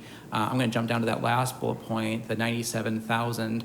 That one's interesting. That is the additional units that are in projects that have not started yet. And that number has gone up by nearly a third, from 63,000 to 97,000. And that could be for a number of reasons. I think a housing expert could probably speak to it a little bit better than I can. But it could be simply a factor of the volume of the total pipeline. It could be labor. It's just, we have nowhere to build these until this kind of glut goes down a bit. And it also could be people are starting to wait to see. And we'll talk about vacancy rate here in a minute, but it could be developers saying, okay, we see that there is a saturation point, and we're going to hold off a minute. So Yeah, what I hear is the investors will stop funding these projects because the interest rates are too high. You can't sign people up for it. So it's not getting the returns. Multifamily is a high margin development right now. So you watch the money, the investors, so it's shifted to multifamily because they can get a higher return on those projects than they can on single family where. So it's just kind of they're following where the money's being spent. We're zooming back into Mesa now. So this particular map, this shows from 2020 to present where multifamily, just specifically multifamily, is being constructed. We see a cluster in downtown. I think these are permits issued, so not necessarily constructed, but the permits are in downtown. We've seen another cluster at Chrisman and the 60 in District 5, and then down outside of Cadence and Eastmark along Ellsworth. That's another cluster we're seeing on a grouping of multifamily permits. Quick question. Is this a fiscal year or a calendar year? It's a calendar year. Mm-hmm. Yeah. Okay, thank you. So for 23, 139 permits since January, As of the time we made or this. when you map, made this It was slide? May, I think, believe it's May, it's really hard Oh. to see in that bottom right corner, but it's Okay. May 20, I think, May 25th of Okay. 23. Great, thanks. Going back to pipeline, this is, I think I've already addressed most of this. I'm going to drop down to that last one that talks about unbuilt. Oh, okay, we'll go to this one. That works. This is actually a fascinating slide. What this is showing us is that within the MSA, if you go back to 2011, 75% of all transactions, so that's actually what's being bought and sold in the market, were valued under $200,000. Now, it's flipped on its head in a pretty big way and then some, because if we go down to now 2023, less than 5% of all transactions are under $200,000. And we know what's going on here, right? It's not that we're going out and building much bigger houses on bigger lots. It's simply a factor of affordability. And that gets to what Nana was mentioning with the Mesa-specific data. Councilmember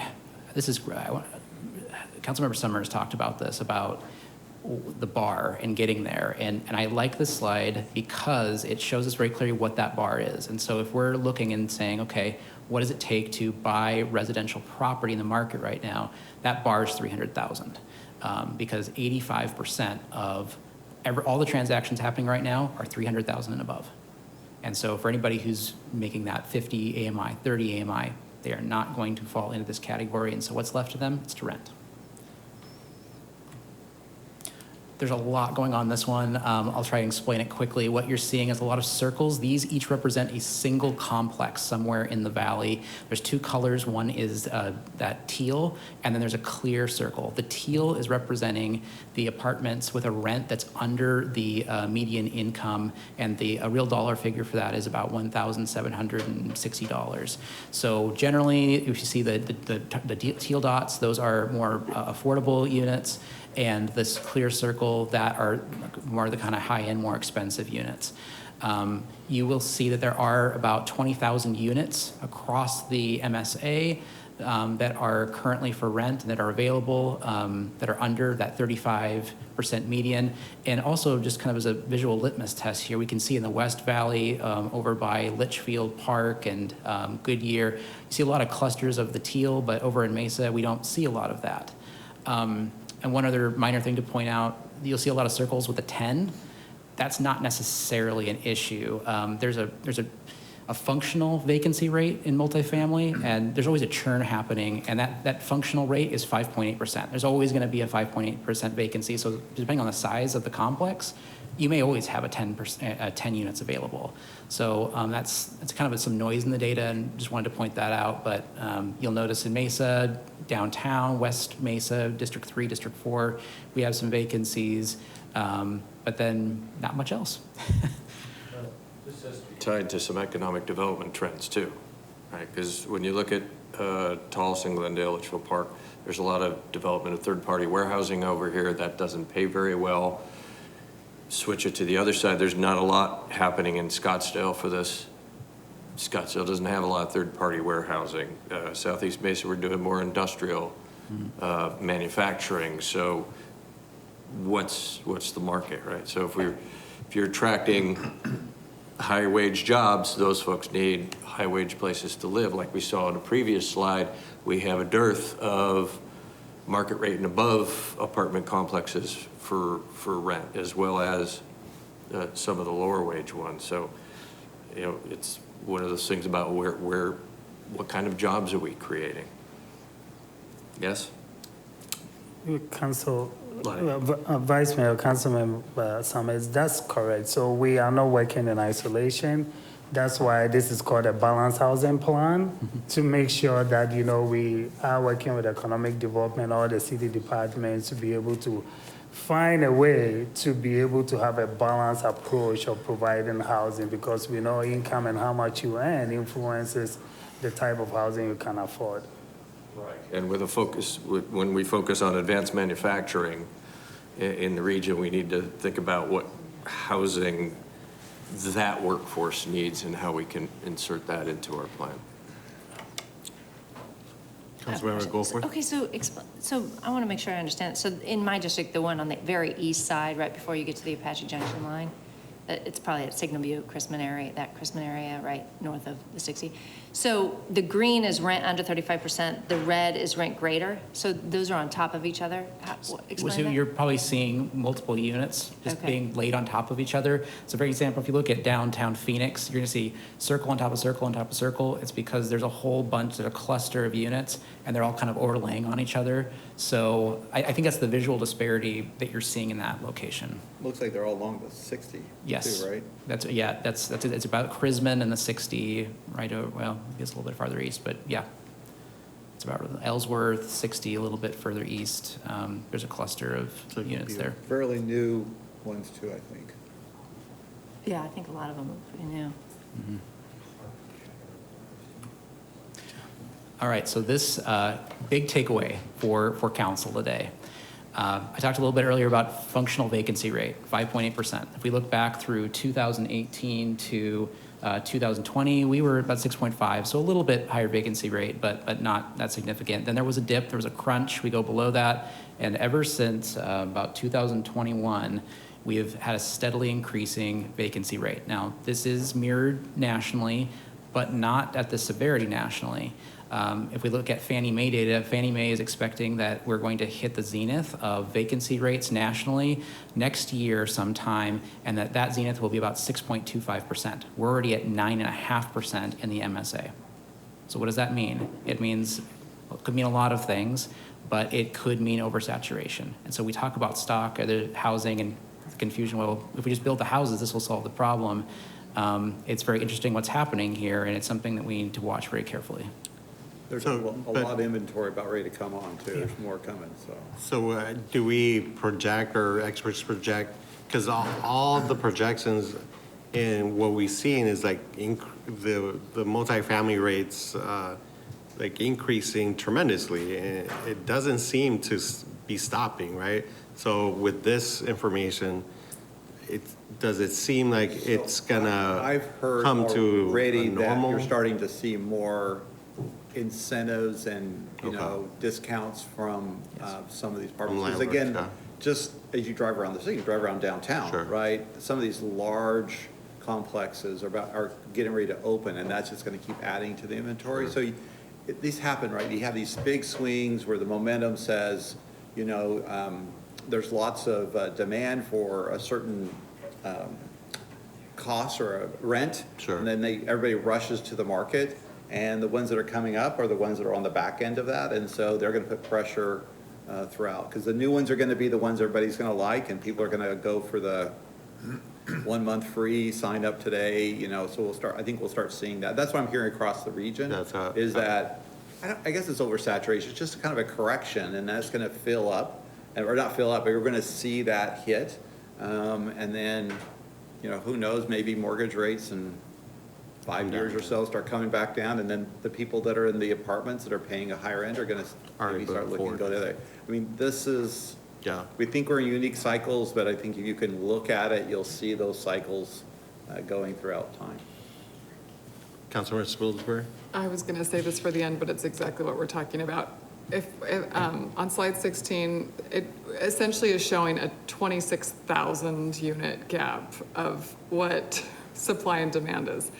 Why wouldn't builders also have these same numbers? This is why I've been asking for this data for like the last year and a half, because this was exactly what I was worried about. And then you're sitting here saying this is just normal and this is what happens. And so, because I pushed through several housing developments last year in my district, and I'm just wondering, why wouldn't developers have the same data and see a 26,000 unit gap and be like, oh, maybe no one's gonna live in our beautiful apartments that we're building? Like, help me figure this out in my head. Vice Mayor, Councilmember Spilsbury.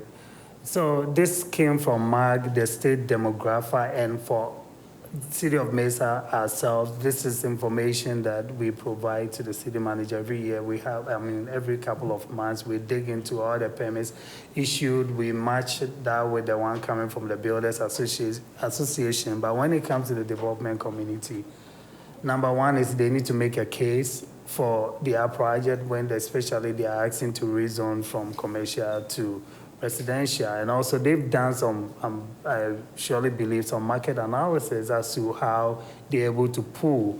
But the question and the issues that we face when we review projects is we have various areas in the city that we will prefer for those areas to be developed or those areas to be revitalized for residential. But majority of them goes into areas where we have the greenfield, we have the newer things shining. And so if you look at that, there may be demand for that particular area, but if you look at citywide, it may not be across board where there are areas where there are no demand. So when they say there is demand, the question, are you talking about citywide or are you just talking about a specific area? And I would say this too, think about council, you could go back in the last year, some of the zoning cases you've been through for multifamily, how many of them have actually now gone through permit? I think the default, or not the default, the they haven't moved forward, right? So it's just a timing issue in the market and everybody's trying to figure out where that fits. But council's approved some, controversial and large complexes that they're not moving forward. They went through the entitlement, so. Sorry. Go ahead. So that's why, this would have been really helpful a year ago. I maybe would have made different decisions a year ago if I had, known that there was gonna be this big of a gap. Yeah, but look at, this is Q2. This information is always gonna be lagging. We're only getting this after the fact. And they just don't have good projection models for that type of. I mean, listen, the people are investors. Because you don't know what's going to happen with inflation They've got better rates models and- than this, right? Because they're spending real money on their investments. It's the nature of how things happen in the economy. It's just when you hit it. So I do know that most of, I think, probably almost all of the ones we have approved are higher end luxury, the one in my district, the average rental was gonna be $2,300 a month, right? That's gonna maybe hit that workforce plus gap there. I mean, is it safe to assume that would open up spots for the lower income, or is that not how it works? I know I've asked this question lots of times before. I think this is a conversation we continue to have, and our city manager has made us aware the development community is not going to build below a certain standard. It won't happen. So what can we do? Because this is the critical part of why we're looking into a balanced housing plan and working, when we get to the next level, of the next stage, we are convening several meetings with investors, the realtors, nonprofit organizations to see how we can all work together to provide housing in various ways. And one project that I know we've been working on, but with all the other things that we've been working on that has stalled a little bit is small lot development. Mm-hmm. We believe that if we have the opportunity in certain areas where you can build those small lots, it may add certain inventory to the housing and it may give opportunities. But the bottom line is, at the end of the day, investors are making profit investment. And so there are certain type of bottom line they won't build. And that's one key part of this conversation. Nope.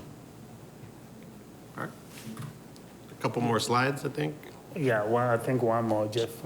All right, I'll wrap this up quick. So housing completions, we have a lot of stock that has been built, especially in 2023.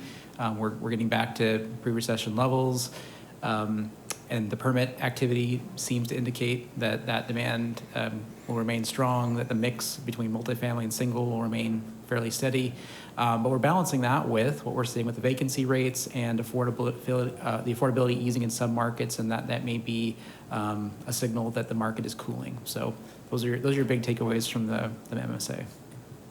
So the next steps, we have reviewed the findings. We did meet with the Housing and Community Development Group. We're also reviewing that with the development community, realtors, and various stakeholders. And through that, we'll come up with the balanced housing plan. We will come back to council, present our recommendations to council, and seek input and directions. and then we'll finish up the balanced housing plan. So how this plan is going to work is there is the housing element in the general plan. The summary of this plan is going to be in the housing element of the general plan, and this is going to be also its own, just like the transportation plan or parks plan, a whole document that will guide our housing decisions whenever we review project. Our goal is every couple of months as project comes in, we will keep a whole tally whether if we approve a rezoning, is it adding to the inventory? So overall, we know where we're supposed to be, we know where we are, and that will help us as we make certain land use decisions. Yeah, Vice Mayor, Council, I'd be careful. I mean, these trends are in front of you today as you're trying to do a general plan for the next 10 years. So don't get, I mean, there's maybe the here and now when things are coming to you today, that's how you want to think, and I would agree with that. But we kind of have to step back. We're talking about the general plan and think more about, okay, what's the right mix that addresses the whole spectrum of that, income, right? And I think that's what we're talking about, is it seems like the middle in our inventory seems to have kind of been addressed. But obviously on the lower end, there's need, but there's also an opportunities on the above the average that we may want to discuss or at least have goals or talk about within the general plan. And that helps staff as proposals come in and we say, listen, we have a goal. Our 10-year plan is we need more of this element, not so much of this. And that's kind of maybe where we'd like the council consider what the balanced housing plan is. Now, it's important too, and Councilman Spill is correct, when we're talking about applications in front of us today, we can have that more granular trends. But I think for the general plan, you really kind of want to be up a little bit higher and kind of think about what's the mix total for the city. So. My only question on the,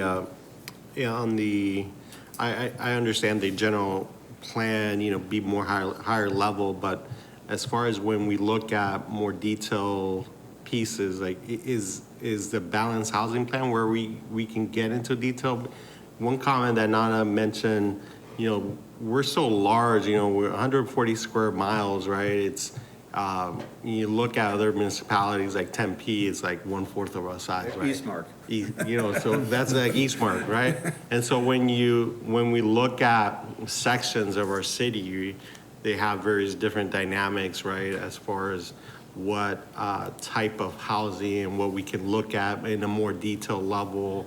When you look like a district like West Mesa and downtown, policies like you mentioned, like small lot or ADUs or other types of housing, like how do we get into the specifics that can add to the different types of housing, right? To ensure that we have a mix of those types throughout our city.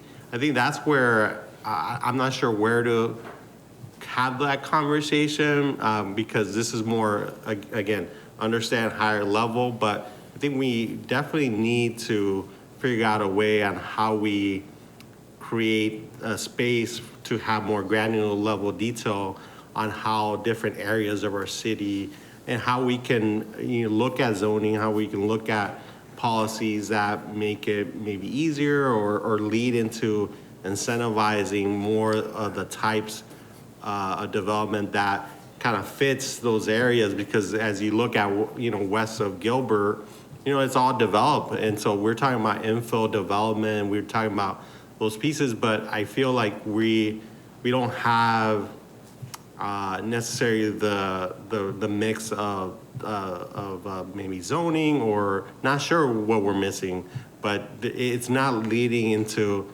different types of housing that our developers are looking at creating. We're just looking at new market rate housing complexes, right? And so can we have, where do we have that type of conversation to look at those pieces in our different areas of the city, right? Because they're distinct from West Mesa to Right, Las Sendas and we can have that Eastmark. conversation. I think you see opportunities where we have overlay zones, Yeah. where we go into specific areas. You know, Falcon Field has a specific overlay. I don't know, Mary, I can't remember all the other Yeah. ones, but there's. Mary wants to definitely speak, I can see it, so go ahead. Vice Mayor, Council, I think one of the things that we're going to be looking at is putting in those tools within our zoning code so that those options are there. If someone wants to do that infill development, if someone wants to do ADUs, a lot of which is permitted today, but how can we create those regulations? Because they may be some of the barriers that some people are facing if they want to do that infill development, they want to do ADUs. So how do we minimize those barriers? We're going to be looking at our zoning code. And a lot of that will be tied into the general plan in terms of the recommendations that come out of our action plan. We'll put them in kind of a priority order of how we get those in place, because there are different regulatory tools that are going to apply to the west part of the city than might apply to the east side of the city. So we just have to make sure that our code has all of those pieces in place to address the different parts of the city. Perfect. Vice Mayor, Council, that's actually another good question and good recommendation of the Housing and Community Board for us to look at the various house values across the city and also look at how we can encourage all housing types in various areas and also look at it in the context of income. We just have to be a bit careful because we also don't want to make sure that there's high concentration of certain housing in a certain area because it doesn't help with the diversity that sometimes we want to encourage. Councilmember Freeman? Thank you for your presentation. My colleagues have answered a lot of my questions. Excuse me. But, as I think about all of this, the market's going to dictate what's going to happen today in our community and city, and we can set guidelines and a lot of parameters for them to succeed in. But, it's difficult to me when I think the market may correct itself when the developers cannot fill their apartments with people to live in. We say there's a lack of apartments or living spaces for our workforce, but sometimes those units, a couple of days ago, I sat down with Jeff and I want to know the apartment rental rates for this area in the downtown area. And just a studio starts at like $1,600 and up to $3,000 on an apartment here in the downtown Mesa area. And that's a hefty lift for someone who takes a dual income or you share apartments with living space with someone else to get there. And until I think that the apartments can't be filled, there might be a price adjustment per square foot eventually on the units and the incentives like Mr. Brady's talked about. We talked about the trend, about 10 years ago, there was a trend about converting apartments into condominium living. And I know in District 1 that several older apartments were converted to that. And to Councilmember Duff's input is that the developers, when they meet with me about a multifamily development, I said, can you build them as a condo so people can own them? And they say, we're not willing to do that because of platting and because of the 10-year thing and the liability associated with building those apartments. And it's difficult, so they're not willing to do that. And I sympathize with that, but I continue to push that. This is what we need for attainable housing for our younger workforce. And it's not out there.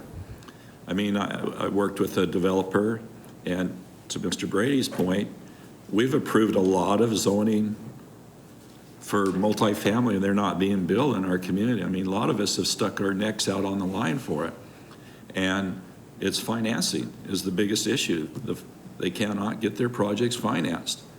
And the longer it's delayed, I don't know, is it the worse it gets? The building costs, the labors and everything associated with it.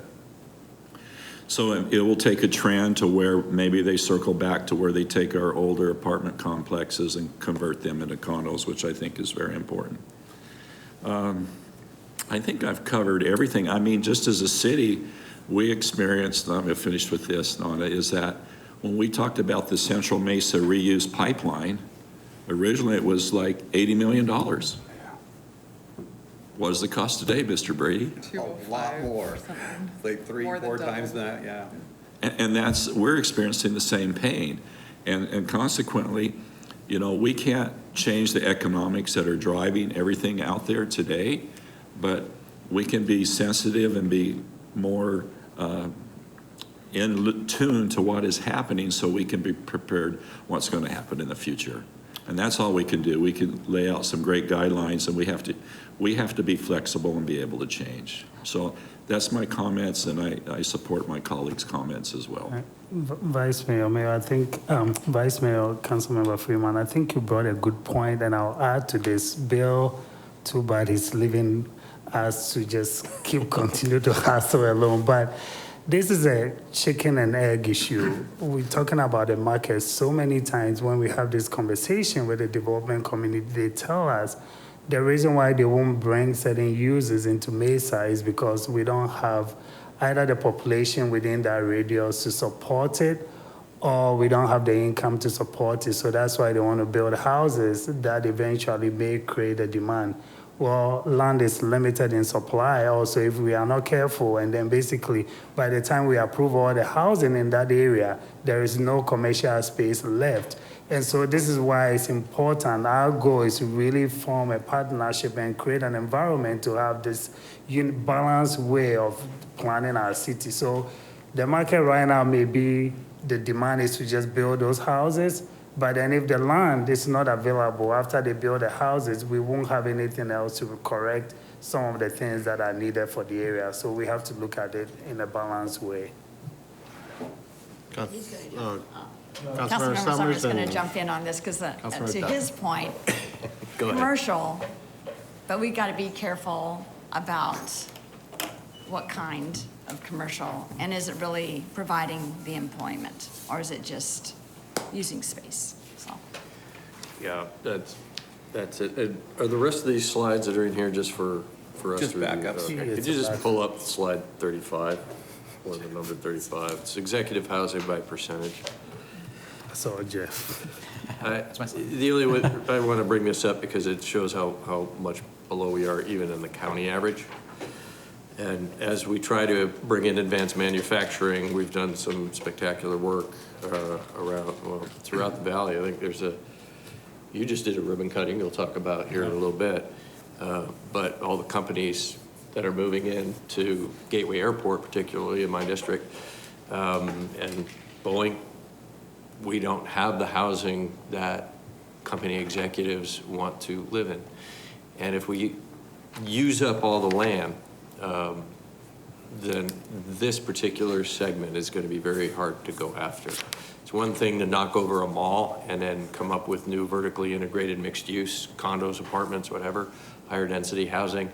We don't have very many opportunities to pursue this. This is, I mean, I don't want to say it's as important as the lower income problem that we're having, but it's also a problem because it's tied to our economic development future. And if we can provide enough of this housing that helps with economic development, that helps get better jobs here, and then people that are employed by those organizations can afford the housing that's here. So we definitely need to pay attention to what's happening on this side of the scale as well. So that's it. I think we had Councilmember Duff and Councilmember Freeman.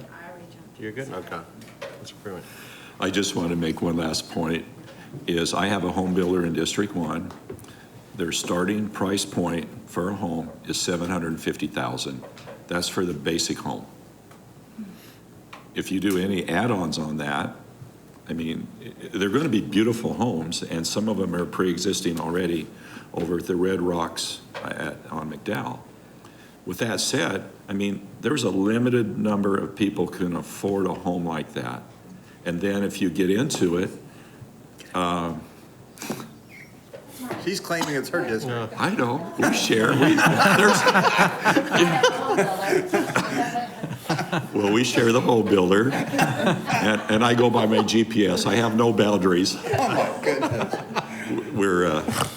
But I think the point I'm trying to make is, as development happens in our city, there are certain pockets and price points that will benefit other areas and uplift it, because we are trying to attract a certain workforce in our city, and we want attainable housing, we want medium housing, and then we want, higher house. I don't know what word to use. Executive housing. Well, executive estate housing, I'm pushing for that, because there are people who want to own some acreage with nice estates, and they can afford it. So with that said, there's a lot going on, and we're in a conundrum. That's my favorite word nowadays. Thank you. Perfect. Anything else? All right, perfect. A lot more to this topic moving forward. Appreciate the presentation. Thank you, Nana. Thank you, Jeff. Appreciate it. I just want to be clear. It's not even, We'll move on to agenda item number 2, acknowledge receipt of meeting minutes. Take a motion. Councilmember Spilsbury, second by Councilmember Duff. All in favor say aye. Aye. Any opposed? Motion passes. Item number 3, list of current events and conferences attended. Council members? I'll go first. Councilmember Freeman. So last night, I want to thank my wing person here to my left, Ms. Spilsbury, attended our Mesa Historical Museum barbecue. Mr. Brady and Natalie came, and that was pretty awesome attendance. We had about 140 people there. Wow. Great food. They all got to see the great exhibits at the museum, and it's phenomenal, and I appreciate staff support. And the food was phenomenal. Yeah, Ms. I was Spilsbury. just gonna make, since it's my district, there's the coolest exhibit about buckhorn bass Yeah. at the museum. Last night was the first time I got to see it, and it was really cool. So go see that. And the food was amazing. So thanks. Just a great turnout, and it's a museum that's kind of tucked away in Mesa, and we should all be aware of that and support it, because they don't struggle, but yet they don't have a lot of attendance there, and it's just a beautiful place, and the exhibits are pretty phenomenal. Thank you. All right. Anything else? Councilmember Duff? Okay, I'm sure you're going to cover Optum. Yeah. Okay. Yesterday, I attended Coffee with a Cop at Food City at Mesa Drive-In Southern and met with constituents and the police. Thank you to Fiesta PD for hosting another great event. Last night, Vice Mayor Heredia and I attended a Valley Interfaith Project Housing Forum, in which we talked about this issue of affordable housing. So they're very involved in wanting to create the momentum to house people and take care of homeless. And right before then, so I stopped in on the ASU studios. ASU had a program called Topics and Tacos. They're starting to do these events where they bring in a speaker, serve a little food in order to help entrepreneurs. And it was about branding last night. It was really good, and I look forward to maybe seeing some more of those. This Saturday, some of us will be participating in the cemetery tour put on by the Mesa Historical Museum. It's 8 to 10 a.m. at the Mesa Cemetery. I will be Elizabeth Bowen. So come see me, and there's going to be, you're going to be Councilmember there? Freeman, I am. I think. Yeah, I think there's quite a few of us. Webster Jones. Daniel Webster Jones. Related to you? He's not. I tried to get his prodigy to be there, but they couldn't be there. So you can learn more or buy tickets at mesahistoricalmuseum.com. All right. Councilmember Summers, go ahead. All right, really quickly, we did a ribbon cutting Monday, House of Refuge, which this was on their teen center. House of Refuge is a charitable organization that houses families experiencing homelessness. I bring this up, one, because it's a teen center was opening, and two, they are in need of donations, lightly used clothing, particularly sizes 12 and up, men's sizes 12 and up. So if anybody would like to donate to that, House of Refuge does have an online website, and you can arrange for the donation. And then coming up, speaking of preparing families for a skilled workforce, EVIT will be doing a Power Campus expansion grand opening on Saturday. That will be 9 a.m. So anybody would like to attend, we'll take out a pair of sharp scissors and cut a ribbon. Perfect. And then just to add, earlier this week, we had ribbon cutting of Optum RX. Governor Hobbs came out and really neat facility, which was in my prior district, now Councilmember Duff's district. Yeah, but adding, for sure. 300 new jobs. You know, it's the largest fulfillment pharmacy center in the country. They will be delivering over 3 million prescriptions a year, I think. You know, tens of thousands, or is it? It was per month. Per month, I think, right? 3 million per month. Per month. That's crazy amount of prescriptions that will be going on from our Mesa facility there. And so it's on Baseline and Horn, really great, you know, added value to those developments that, you know, I made the comment a couple years ago, it was vacant land, ag land there, and now you have hundreds and hundreds of jobs in that part of town. So really great redevelopment, infill, you know, development there that has happened and led to a lot of new jobs there. And then this weekend we have Dia de los Muertos. I'm sure Mr. Brady was going to mention, but look forward. Mesa Arts Center should be buzzing with a lot of people, a lot of food, a lot of activities. And Sunday at 4, I think we wrap it up with kind of a procession. And so if you are available on Sunday as well, around 5 o'clock, to wrap up the Dia de los Muertos events, really neat kind of finishing touch there for that event on Sunday evening. So We have domestic violence tonight, too. and then, yeah, I'm sure Mr. Brady will cover that. So, Mr. Brady, what's future Yes, meetings? thank you. So tonight, yes, it is Domestic Violence Awareness Night from 5:30 PM to 6:30 at the Plaza at Mesa City Center, where you had your photograph taken care of. Then also, we want to remind council, you're invited to join in the executive staff for lunch at the Post, so you can get a preview of the Post on the Tuesday the 24th at 11:30. And then we mentioned Dia de los Muertos, Saturday and Sunday at the Mesa Arts Center campus from 10 a.m. to 5 p.m. And then we'll have our next study session will be on Thursday, October 26th at 7:30 a.m. Thank you. Perfect. And with that, is there a motion to adjourn? Mr. Summers already called it a while back ago, but all in favor say aye. Aye. We are adjourned.